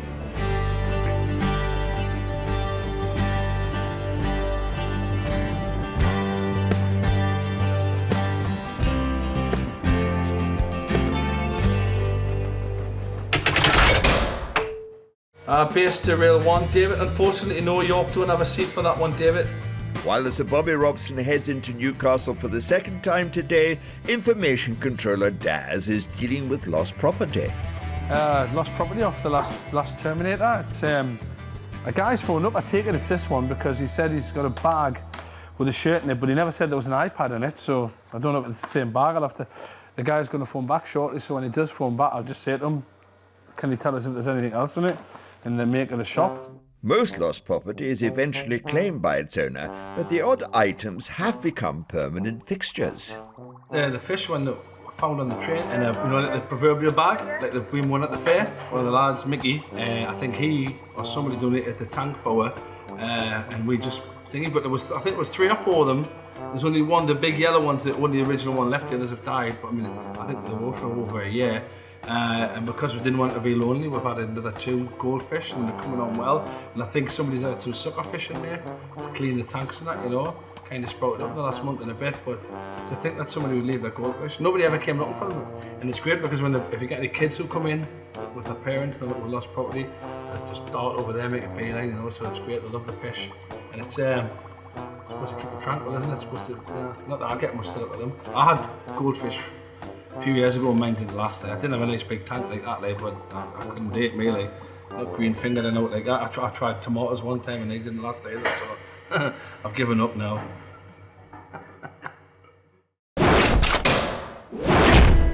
Back on the southbound service from Scotland, Harper's Distiller's impromptu performance in first class has given her some new fans.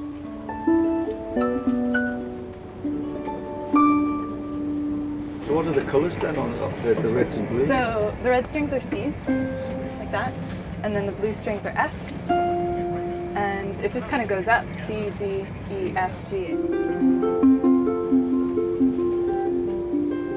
It's always nice to feel like you're being embraced by whoever you end up sitting with, because it's such a random, you know, occurrence. Do you want to try? Anyone want to have a go? Go on, I'll have a go. There you go.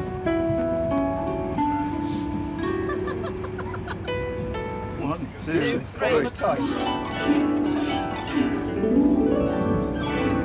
Is this your station? This is our station. Yes, we've got to go. So nice to meet you. It was really nice to talk to them. I think that they definitely enjoyed it. I feel really lucky that they let me pull it out and wanted to. We're so curious, you know. It's always great when people are interested in what you do, and that was an honor. With her musical journey behind her, Estella arrives in King's Cross knowing her beautiful harp music has some new devotees.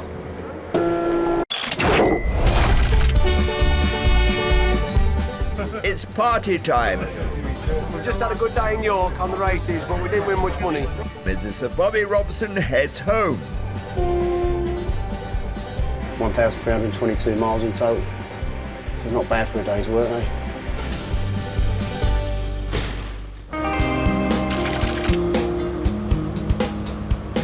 It's almost 5 p.m. and for the second time today, one of East Coast's most iconic engines, the Sir Bobby Robson, is getting ready to leave King's Cross. Once again, the train is taking passengers north to Newcastle before heading back to London for its final journey of the day.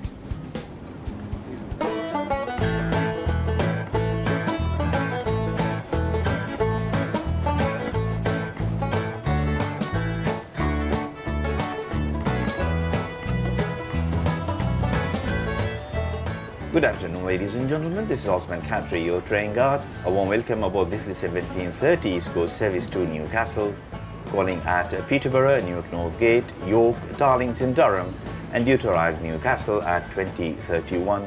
For the third time today, the train has a new on-board team, including Osman, who's been working on the railways for nearly 4 decades. Please?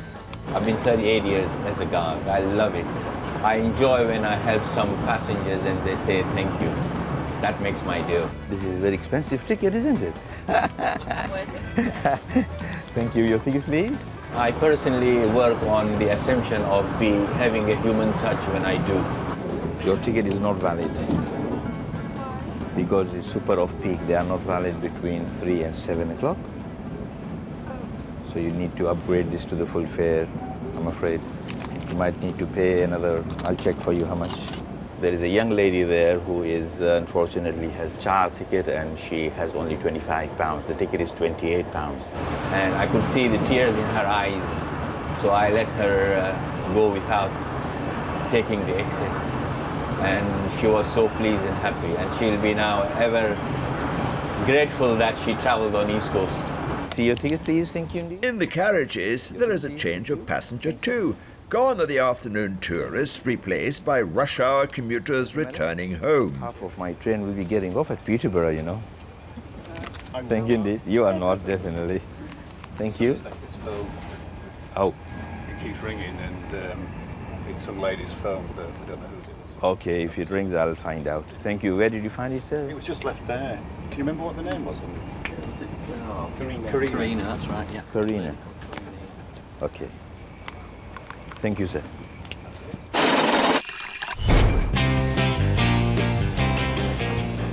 Although driver Steve travels on the East Coast Line hundreds of times a year, he never tires of the view. But it's quite interesting. When we travel passenger, like if I'm travelling with my family or even sometimes we get a job where we might take a train to York and then come back as a passenger. And you sit looking out of the window, you actually see things that you don't normally see because I'm so used to focusing that way and not sideways. Now what I'm actually going to do, I'm going to do a brake test.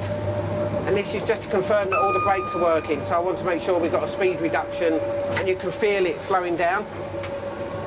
Because we don't want the first time we test the brakes, if we can help it, to be when we're stopping at a signal, just in case there's a problem, but never had a problem. In standard class, before Osman can file a report about the lost mobile, the phone starts to ring. This is the telephone which has been found. It's been ringing now. Hello? Whoever you are ringing, they have lost their phone. Can you get in touch with them and tell them? Oh, it's your phone. All right, then. This is the guard on this train. She got on this wrong train and she left in a hurry, leaving the phone behind. She should have been on the 1735. But she wrongly got on the 1730. I can take it to York and you can collect it from York perhaps? All right then. I will give the telephone to the station staff telling them that you will be there about around 9 o'clock to pick it up. Okay, you are welcome, thank you. At least she's happy now, she'll get her phone back.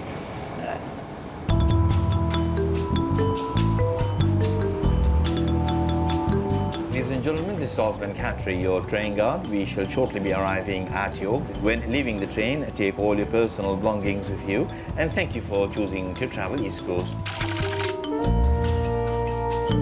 As the train pulls into York Station, Osman hands over the lost mobile phone to the train dispatcher for the owner to collect later.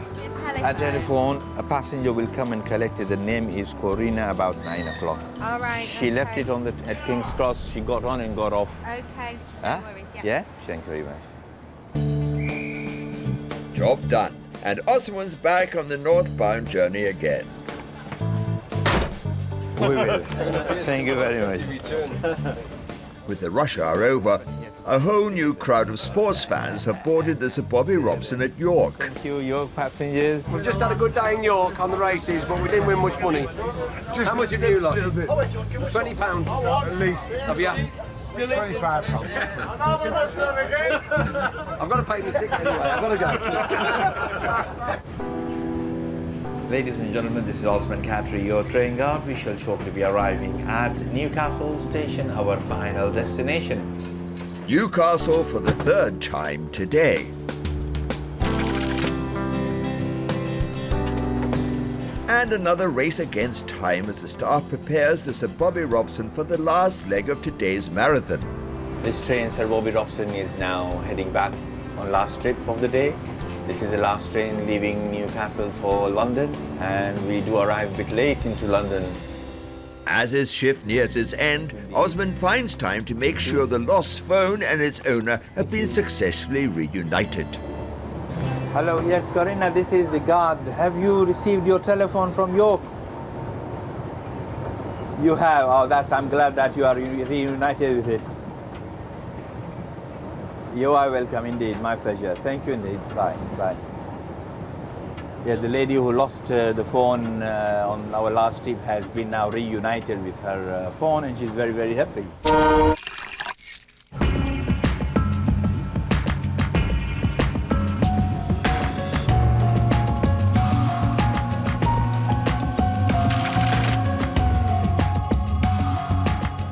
As the Sir Bobby Robson approaches London, the final destination of a long day, the passengers are still talking about the man himself. Actually, I know an immense amount about him because as a probable 12 or 13-year-old lad, I stood outside the dressing room and heard some of the verbals that he gave his players. So although he quite rightly deserved himself to be a sir and was a great manager, he was also a very tough guy. That was probably part of his legacy. I mean, Ipswich doing what they did as a very small-time club and achieving what they achieved, And I think that's testament to the man as to how much of a coach and a manager and you know, in later life as a director that he was.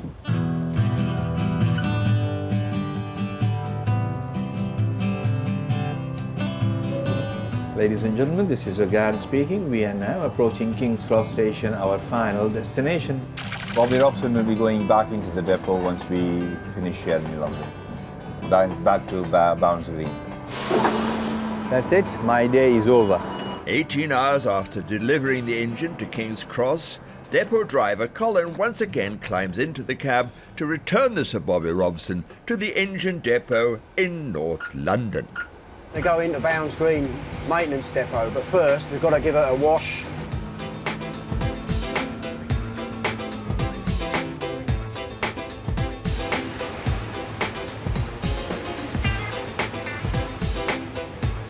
This is the CET, which is the discharge for the effluent tanks. In the good old days, they used to discharge directly onto the track, but when these were built, they had retention tanks, so that all the waste is collected and it's discharged here.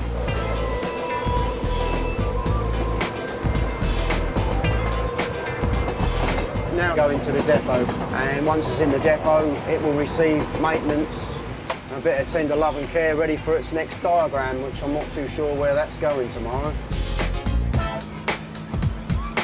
Looks like he's waiting for us, which is good news. And then what we need now is a hand signal from them.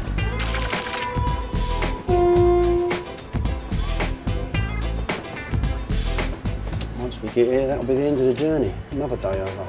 It's nearly finished for the night, yeah? And I'll get them all ready for tomorrow. I left here this morning just before 6 o'clock. It's exactly the same spot as it left this morning, and that's 1,322 miles in total. It's not bad for a day's work, eh?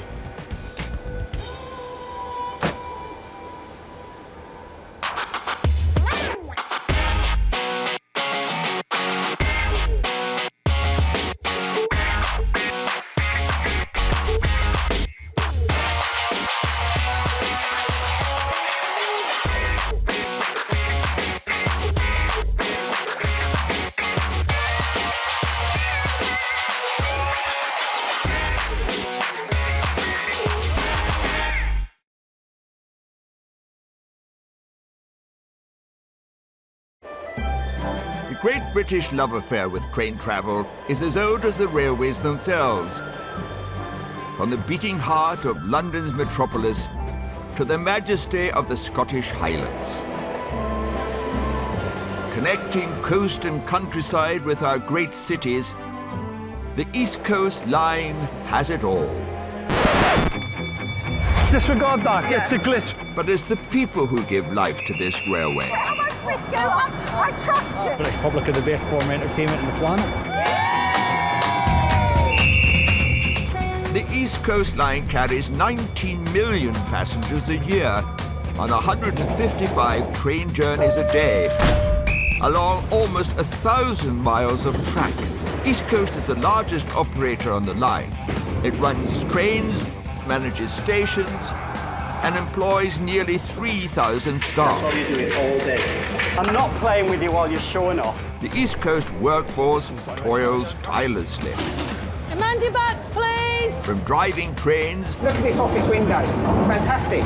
...to making breakfasts... I've cooked that much bacon over the years, surprised I haven't turned into a pig. ...to controlling the whole train set. Morning. That's absolutely excellent, Graham. Thank you very much for that news. Keeping everything on track behind the scenes and in public. I've been standing here for half an hour. These are the real heroes of the railway.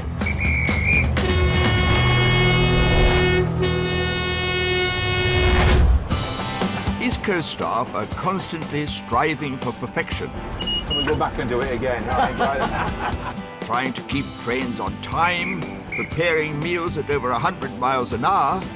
I'm dropping them on the floor because you're making me drop them on the floor. And looking after their passengers in stations. Can somebody help us on 3 to take a wheelchair? And on trains. Evening, any hot food for you? And for a workforce dedicated to serving the nation's train-goers, there's nothing better than a bit of recognition. Especially at the East Coast's annual awards. Does it look okay? Yeah. Right. Very nice. When colleagues and travelling public alike nominate their railway heroes. Oh my goodness. Our favourite. And for one night only, the stars of East Coast step out of their uniform and scrub up for their own red carpet event.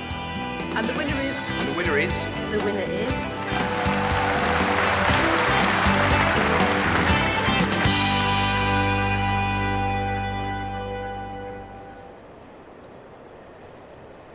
I've been doing my job 15 years now, and I really like it. Every day is different, so when you come in, you think, oh God, what am I going to expect now? You know, there might be some delays if you're coming in on a late shift. So every day is so different, so yeah, I really enjoy it.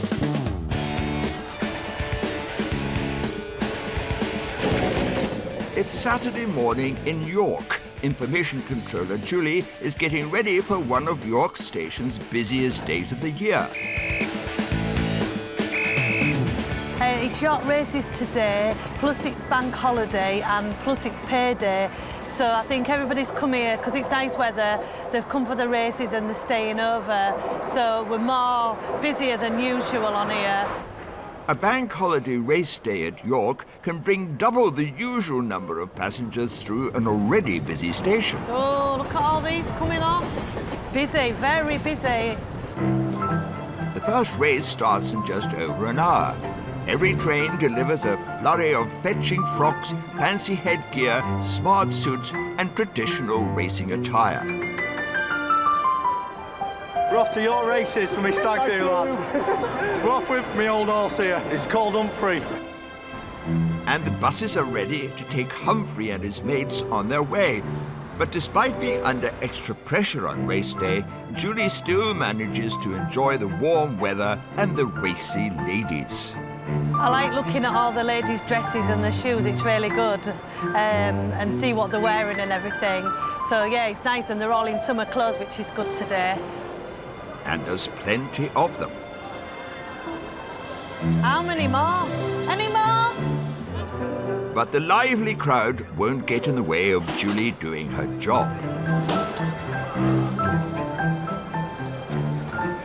Mind your backs! Can somebody help us on 3 to take a wheelchair? That was a busy train. Really busy. I struggled getting that wheelchair off because there was that many people on and off. And they don't look, when there's a ramp being put down, they don't look and they just walk by you. But half of them are coming off drunk now. Bit tiddly. It's only been a few weeks since East Coast train dispatcher, JR, retired after 47 years of service on the platform at York. There she goes. That's the last train I'll ever dispatch in my life. He was given an emotional send-off. It's a sad day for me. Thank you all very much. Thank you. Oh, but his colleagues planned an extra special treat for him. Today, JR is out of retirement and back on York platform. But this time, it's purely for pleasure. They've arranged for me to go on the driver's cab on the 10:01 to London King's Cross, as I've just completed 47 years service, so they're giving me a trip of a lifetime. All my life I've wanted to go in driver's cab, so my dreams come true. Taking JR on his train trip of a lifetime is driver John. Well, after we've, been a few stops, maybe I'll get off and leave you to it. Yeah, fair enough. Yeah, and once I've been seeing you a few times with this, I might have an idea what you're doing. Fantastic. This is great, this. It's so different to be sat up front and just sat on train. JR has spent nearly 5 decades working on the railway, but remarkably, he's never been in the driver's seat. It's nice for me to sat up front of a train rather than waving it away. 28 years on York Station dispatching trains. Must have been thousands of them. Yeah, so now I'm here, sat up front. It's a different way of life, I think. It's great, it's great. JR is taking in everything he can on this dream trip, but of course he already knows more than the average passenger. So every time that ding, they have to cancel it, and in so many seconds, don't your brakes come on? That's right, that's the AWS, yeah. the automatic warning system. You know it, you got it. So you're nearly trained up. I'll just, give me a few more months. My first shift as a train driver, I worked, I think it was the 8:35 from King's Cross to Leeds. But my wife knew I was going to do this, and obviously she wanted to sort of mark the occasion in some way. So my wife and my mother and father-in-law came down to Podspa Station where we live, and they actually, first of all, they made a banner up saying, "Way go, Steve," on it. And then my wife got ready to take a photo as I went through. And the first thing was they showed it to the wrong train. It was the person in front of me they showed it to, so whatever they thought, I don't know. But then my wife practiced so many times to take the photo that the batteries ran out on the camera, so she actually missed it completely. First time you're out on your own, it was very nerve-wracking because you do all your training with somebody else in the cab. So this is your first trip on your own, and you hear every creak and groan from that loco, and you're thinking, oh, does that sound right? Does that look right? Couldn't sleep the night before, tossing and turning, thinking about it all day long. And you know you can do the job because you've been trained to do it and all that, you know, but happy answer, obviously you're nervous and you want to do everything right. But once you set sail and you do halfway through the journey, you're doing everything correctly, you start to relax a bit, you know, and all your training that you've done. And you feel dead proud after you've done the very first shift for the very first time, you know. JR won't forget his memorable day at the front of the train. 123, nearly 125 mile an hour. Absolutely fantastic. I love speed. And this is what you've got here, speed. Very comfortable, this train, to ride in front. And it's sat at home in armchair, this. Sat in front of the telly. It's great, yeah. Oh my God. How weird is this? I tell you something, that's fantastic, that. Can we go back and do it again? I enjoy that. This special driver's seat journey has given JR a moment to reflect. I could travel on this every day. I love it. Yeah, it's great. Better than driving car. Oh, yeah. And this chap here, best job in the world. Yeah, I think so, anyway. 11:45 you booked on, straight down and round the corner. After a busy race day shift, Julie has finally reached her finish line. It's been really good, it's passed really quick. I enjoy being busy and seeing lots of people come through the station. So yeah, it's a shame to go home, but I'm going. I live near the races, so I'll probably see people go by my house and watch them all go by, but I don't think I'll do much this afternoon. I might just sit in a beer garden. As Julie heads off home, JR's train is pulling into King's Cross Station. Right on time we are.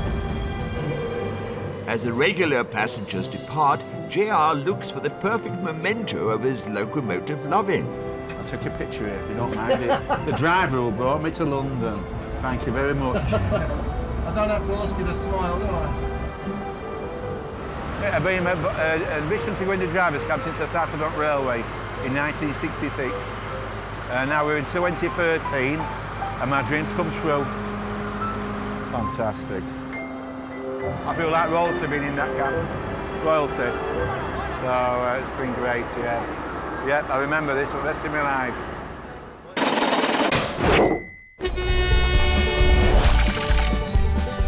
The winners return from the races. Liam, it's you, Liam. I've seen you before here. And an onboard party receives extra support. I'm your man, or woman.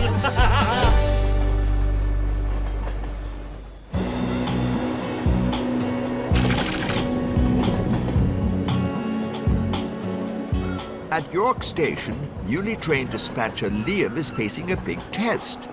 The York Races crowd are making their way back from the track, and some are a little worse for wear.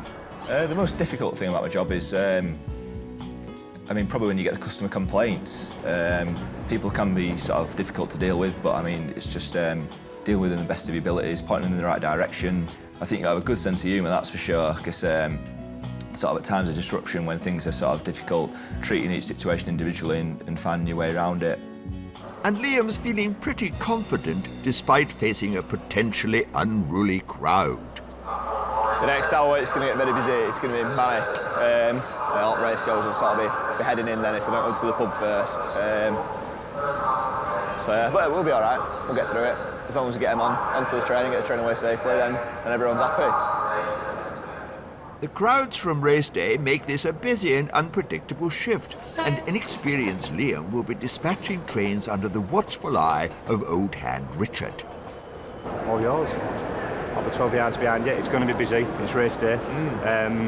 Quite a lot of people will probably be drinking, so that's got implications on what they do or don't do by the side of the train. Sure, yeah. If you're uncomfy in any way, just say, Rich, can you do it? Few shout, I've got more than enough faith in you. You'll be fine. Cheers, mate. Yeah, I'm dispatching Richard's guidance, yeah, but he's got enough faith in me to do it. Obviously under probably the most pressure I'm going to be under with sort of like, let's say, intoxicated people, so it'll be different anyway. When people have had a drink, there's more chance of sort of running for a train and sort of trying to push the button or pull the handle to get on it, so you got to sort of be extra vigilant watching out for any hot spots. You know, anything like that, people trying to get off trains when they're already moving. You know, people think they're Superman when they've had a drink, don't they? So anything like that, really. York Station is starting to fill up with the well-dressed and the well-lubricated. Liam, it's you, Liam. I've seen you before here. Well, Liam, you're a good lad, Liam. You're here defending these lines, Liam. Despite the attentions of his well-oiled new best friends, Liam has managed to stay calm and carry on, but he's confronted with a fresh new challenge. That's isn't it? Why have they done that? Right, anybody for the train to London? It's going to go off platform 3 now. We've got time to get there, but we'll be keeping you fit. And they're off. A sudden signalling problem has started the day's most important race to the opposite platform.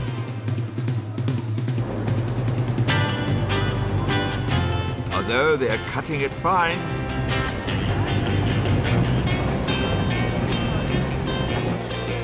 fortunately, everyone makes it safely and on time. But just as Liam's about to blow his whistle... Rail 73, the guy's just having a problem with one of the passengers. I'm back with him in a minute, over. No worries, when he's ready, we'll just start again, over. Receive that, Sean. No problem, we'll do it, over. All right, we're good. We'll start again. Start again. Right, Sean, we're ready to go. If we want to start again, over. With the stray passenger now safely on board, Liam takes a second crack at the train dispatch.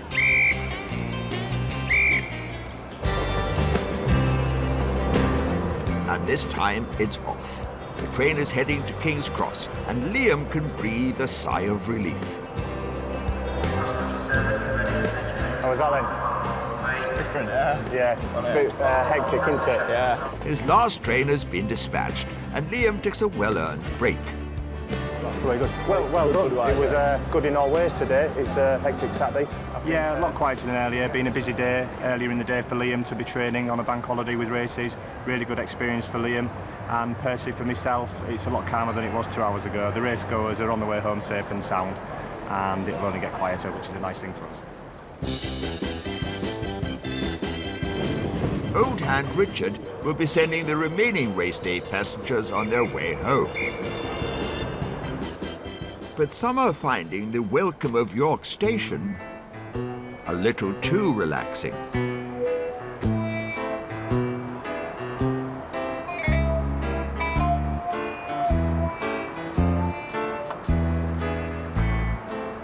He's sleeping soundly. There we go.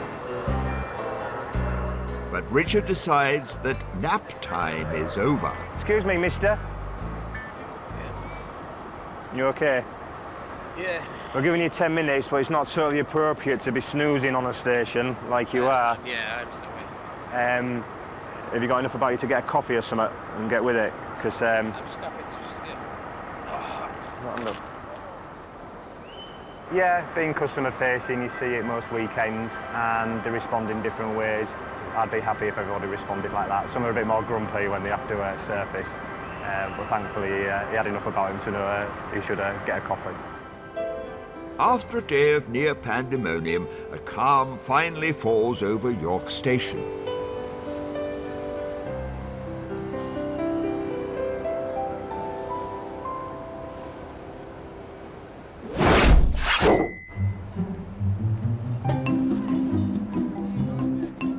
Only 27 miles away in Leeds, the station is starting to get lively in anticipation of the 14:05 service to King's Cross. Right, we're off, guys. We can go through. Coach C. The crowd is dressed mostly in pink, with an emphasis on cleavage, while the mood is festive and charitable. The team of competitors is heading to the annual Moonwalk, a nocturnal marathon on the streets of London in support of breast cancer research. It demands only comfortable shoes, a steely resolve, and a memorable bra.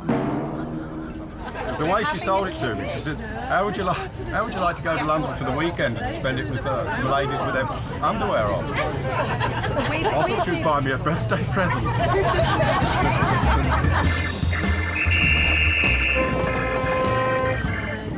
The 2.5-hour journey south is spent making sure everyone's costumes and bodies are covered in as much bling as possible.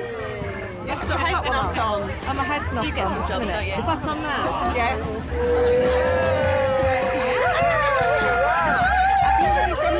Well, I think Adele Alone's race, nearly 1,000, that wasn't included. The Leeds chapter of the event was organised this year by Alison, and there's a moving personal story behind the fun facade. So this is a group of 65 people who have come together, and we are walking 26 miles through the night, so a marathon, and we're doing it in aid of a young lady who died of breast cancer last year called Evelyn Cross. She was a primary school teacher, and she was really special, really. So she would definitely be up for what we're doing today. And she knew we were doing the Moonwalk before she died. Evelyn's parents and brother are an essential part of the evening's efforts. Our daughter will be proud of us, so she'd be so proud because we're in her favourite colour, which is pink. She'd be so proud of everybody. You know, it's unfortunate what's happened to Evelyn, but we must look forward as well for the people who can hopefully beat this disease and live a long and happy life. So they are the true story behind it. So. The main reason we're here is because of Tony and Kim Lloyd. Yeah, these guys here went for a hard time, and we're here to support them. And we've been training for weeks, hours and minutes, and it's going to be a tremendous experience. How's that? East Coast has donated a whole carriage to the cause to keep the challengers comfortable en route to their long night of walking hard, doing good and laughing loud. I think if we can start in this spirit, we've got a good chance of ending. I think it'll be very interesting to see what state we're all in when we set off back tomorrow. The fundraising effort behind the Leeds Moonwalk has reached an impressive figure. The total that we've raised right now is £18,715.20. It's important. 20 pence is definitely important. With the final sequin, tattoo and fairy light attached. I'm ready. I'm your man or woman. The group pulls into King's Cross, ready to light up London's night sky.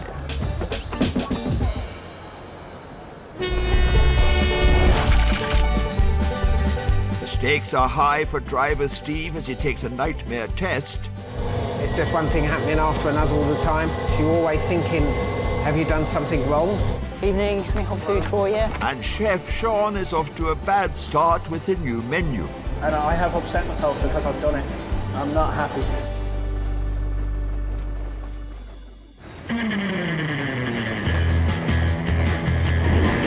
Of all the jobs on the railway, being a train driver is the most high-profile and romanticised role.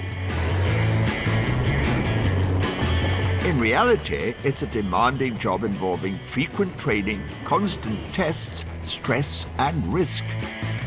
But for most drivers, once they've had a taste of it, there is no other life for them. I like train driving because if you do your job and you go from A to B when you should and you do everything the way you should do, first of all, you don't get bothered by anyone. And then there's a feeling of power. You're in control of this 500-ton train. You've got responsibility for 600-700 passengers at times. The two things together, it's like a boy's dream in a way, to be able to do train driving. Every 2 years, each one of East Coast drivers is required to complete a set of rigorous driving tests. Steve has recently taken and passed his in-train practical examination. The stop was fine, it was nice and smooth and controlled. It was spot on. Today, he's going to travel the whole of the East Coast line, but he won't be leaving King's Cross Station. He'll be taking his train simulator exam, sitting in an exact replica of a locomotive driving system, complete with virtual front window. It's obviously a relatively stressful time because at the end of the day, if you do get something majorly wrong, it could be that you're taken off driving. That's your job you're talking about, so you do have to get it right. Fingers crossed, and we'll see how it goes. Back to keep a watchful examiner's eye on every move he makes is Steve's instructor, Colin. The thing with the simulator is there will be events that will happen today which don't normally happen, to test his emergency procedures, basically. He will have his work cut out. It'll be sort of like the journey from hell because there'll be a lot more happen than what normally happens, but then that's the very nature of why we're here, to put his knowledge to the test, really. If you indicate when you're ready to start, Steve, I'll start it away. OK, I'm ready, Colin. OK, here we go. Let's get it over with.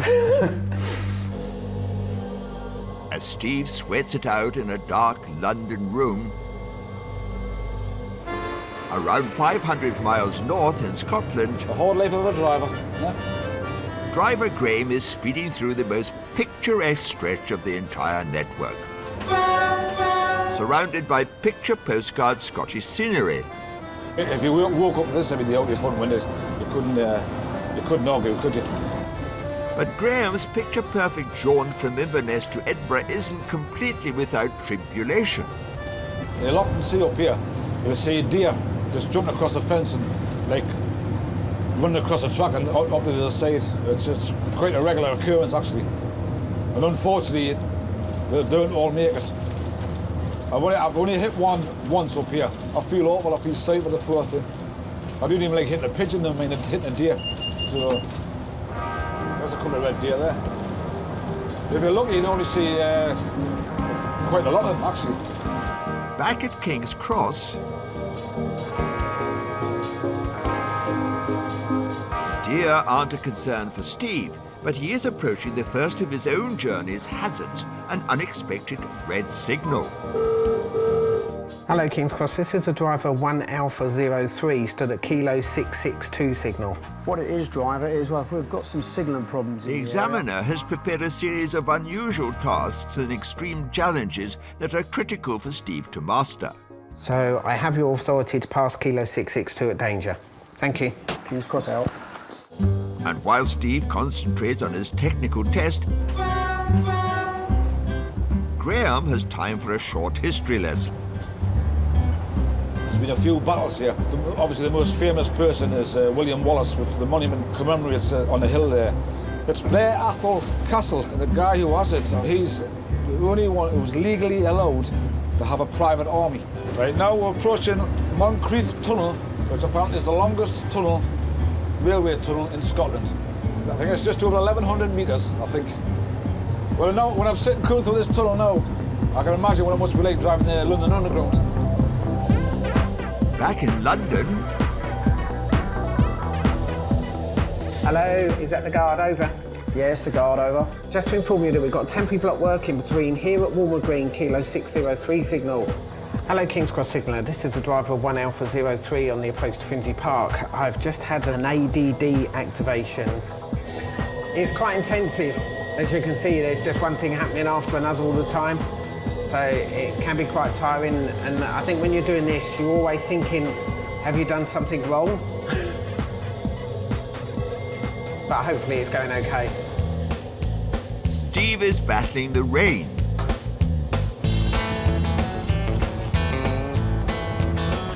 But Graham has a much sunnier outlook.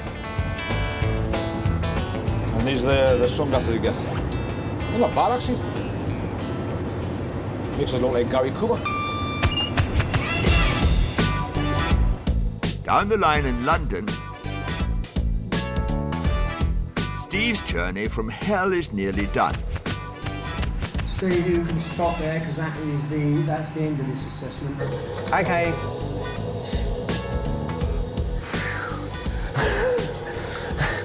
It's just really intense.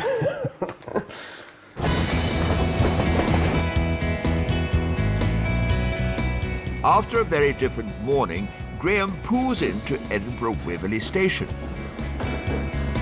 Well, that's it. That's me done as if my duties for the day. And a most enjoyable journey, wasn't it? Fantastic scenery. Now you know why I love my job. And as Graham sets off to relax, the crucial question is, has Steve passed his critical training exam? Everything was spot on. You just need to sign there. Okay, that's great. Done. Thank you, Connie. Well done. Thank you very much. It's a sigh of relief for Steve as he extends his driving credentials for another 2 years. Oh yeah, I can definitely relax now. Now the assessment's out of the way, it's like, whew, great. Haven't got to do that for 2 years. No, definitely good, and I can definitely relax.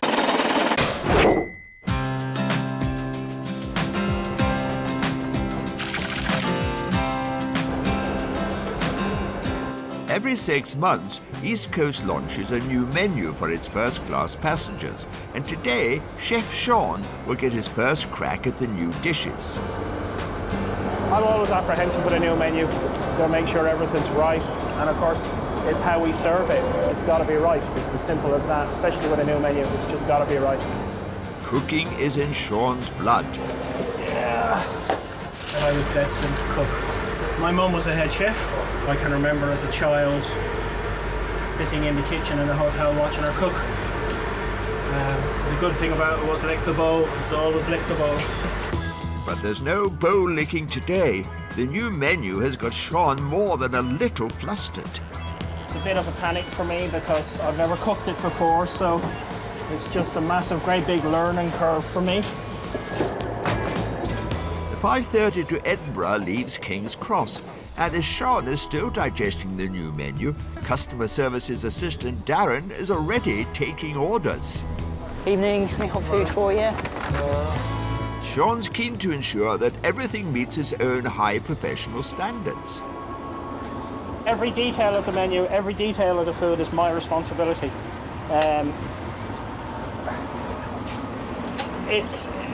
It's quite daunting for me. I like to be in control of my kitchen. You know what I mean? And there's one new menu item that seems to be a big hit with the passengers. The salmon, yep, in the can, thank you. Salmon as well, yep, push can. The salmon, yeah, no problem. The salmon, thank you. Right then, we've got 14 chicken, 2 spinach and 15 salmon. It'll be about 3 or 4 minutes. The heat is on. Sean must get 31 orders out within the next 5 minutes. He rapidly plates the salmon with green beans and boiled potatoes, whilst Darren cracks the whip. 17.56, not too bad. It'll be out, don't you worry. You're not dropping them on the floor today? I'm dropping them on the floor because you're making me drop them on the floor. Sorry. Thank you very much, perfect.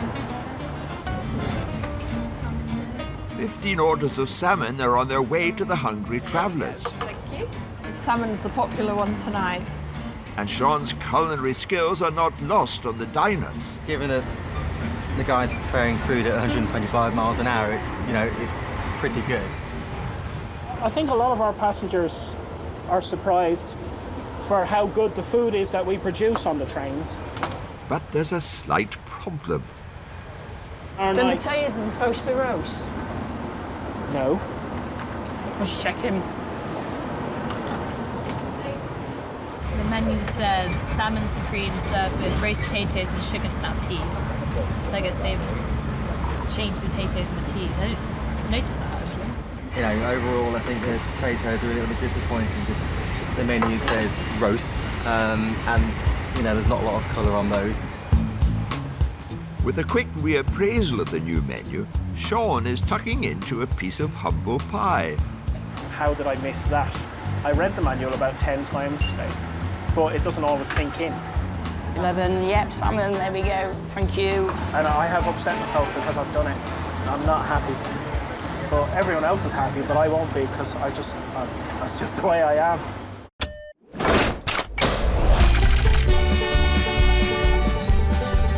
The nominees are announced. Whatever happens, let's have a good time. Yeah. The red carpet is rolled out. Does it look okay? Yeah. Right. And the winner is...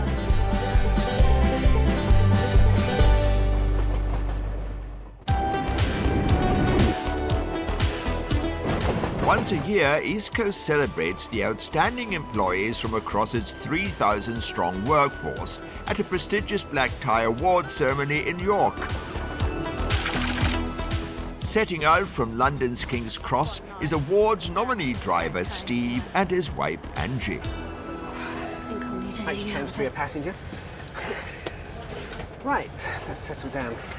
It can be a bit strange sometimes travelling. You do enjoy it, but then if the train slows down when you're not expecting it to slow down, you're then thinking, oh, why are we slowing down? And hoping that there's nothing wrong. But I'm a bit of a Jonah, apparently, because every time I go on trains travelling passengers, they break down. So watch out. Oh, don't worry. Passengers are looking at me now. Don't worry, it's going to be fine.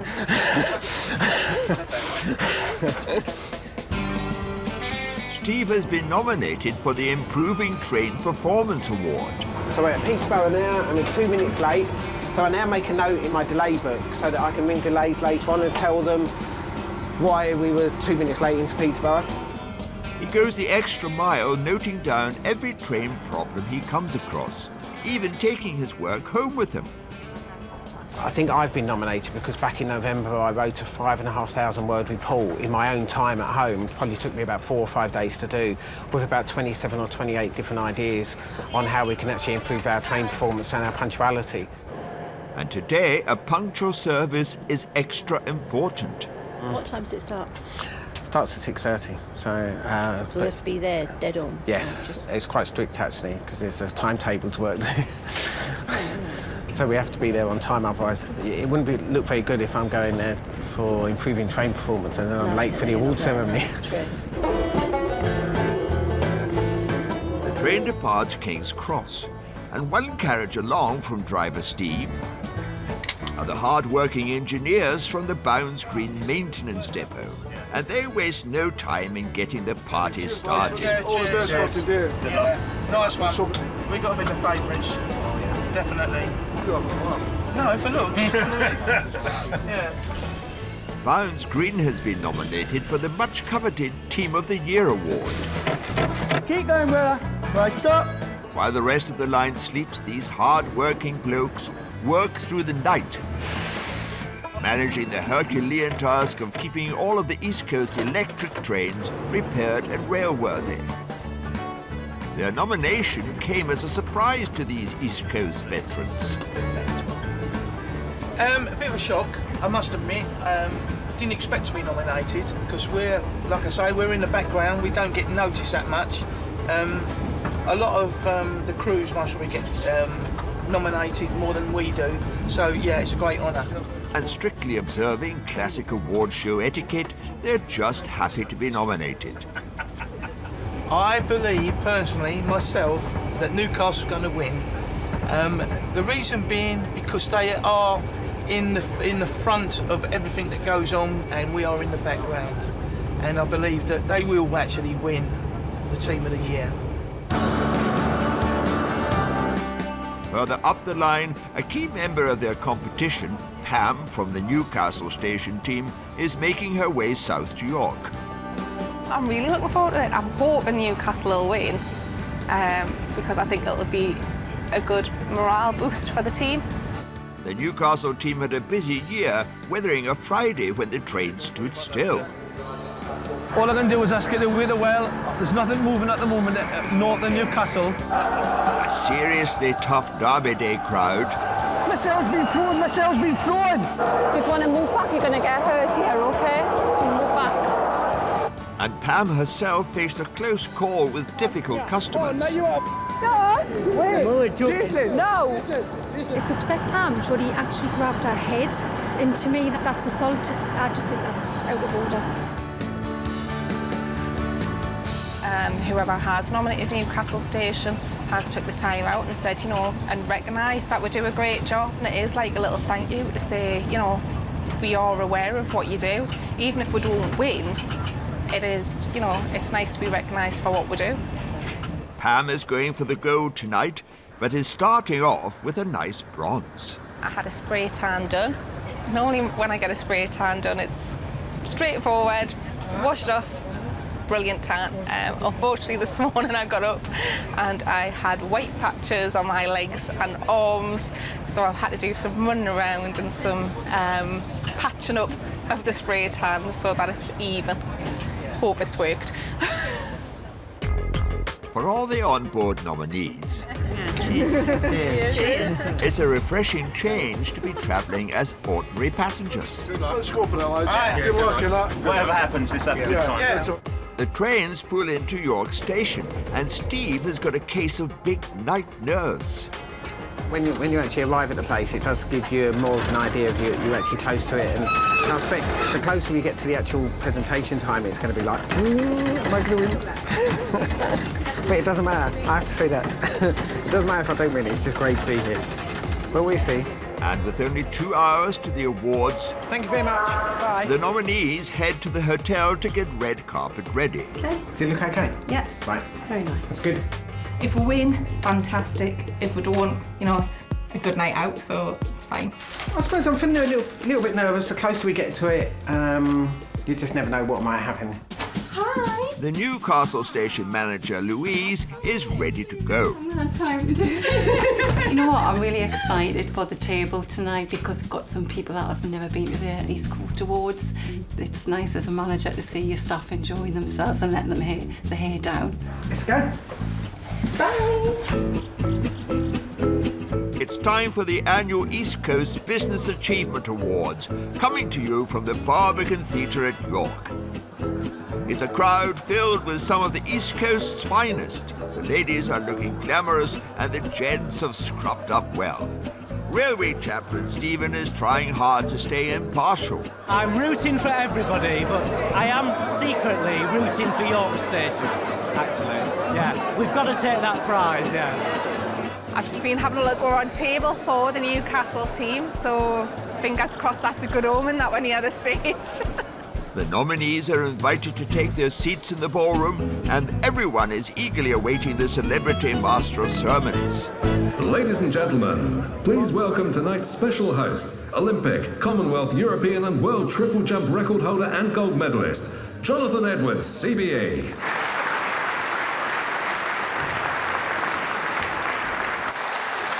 Hello and good evening. As many of you know, I'm a great fan of the East Coast. I use the services regularly. I'm sure I recognise a number of faces in here. And I have to say you have made a fantastic difference over the last 3.5 years, so very, very well done indeed. There are 13 awards in total. And the winner is... And the winner is... The winner is... From Safety Achievement of the Year... The Onboard Safety Forum. To Outstanding Individual. Stephen Sheard. A parade of winners take to the stage until the evening is down to its final 2 awards. Our next award is for improving train service. And Steve's moment of truth has finally arrived. And the winner is... Chris Jury. And believe it or not, Steve loses out, but remains positive. I'll just have to do a little bit better next year. Maybe instead of being the bridesmaid again, I can be the bride next time. He's always my winner. There's one award to go, Team of the Year, and the nominees are... The Newcastle Station team. Then we have the team at Clay Hills Depot. And finally, the Bounds Green Depot Class 91A shift. Thank you, Jonathan. It gives me great pleasure to announce that the winning team, the Newcastle Station team. And Newcastle Pip bounds green to Team of the Year and bring the ceremony and another year on the East Coast line to a close. Yes! Newcastle won! Yeah, we won Team of the Year. Really, really pleased. I'm a bit gutted, but I mean, it was really nice. I was surprised to be actually nominated for the whole team, so I'm very proud of them as a whole. I've had a fantastic night. I think, you can just feel the atmosphere. You can just feel, the absolute emotion, the positivity, the excitement. It just makes you realise, actually a bit of recognition goes an awful long way.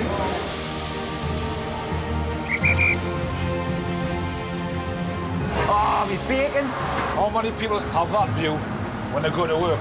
Take your time, sir. OK, sir, jump on the train. There you go. All done, and the lady's got her bag back. Thank you very much. Cheers, thank you. My liege. My liege. Here we go. Bonjour.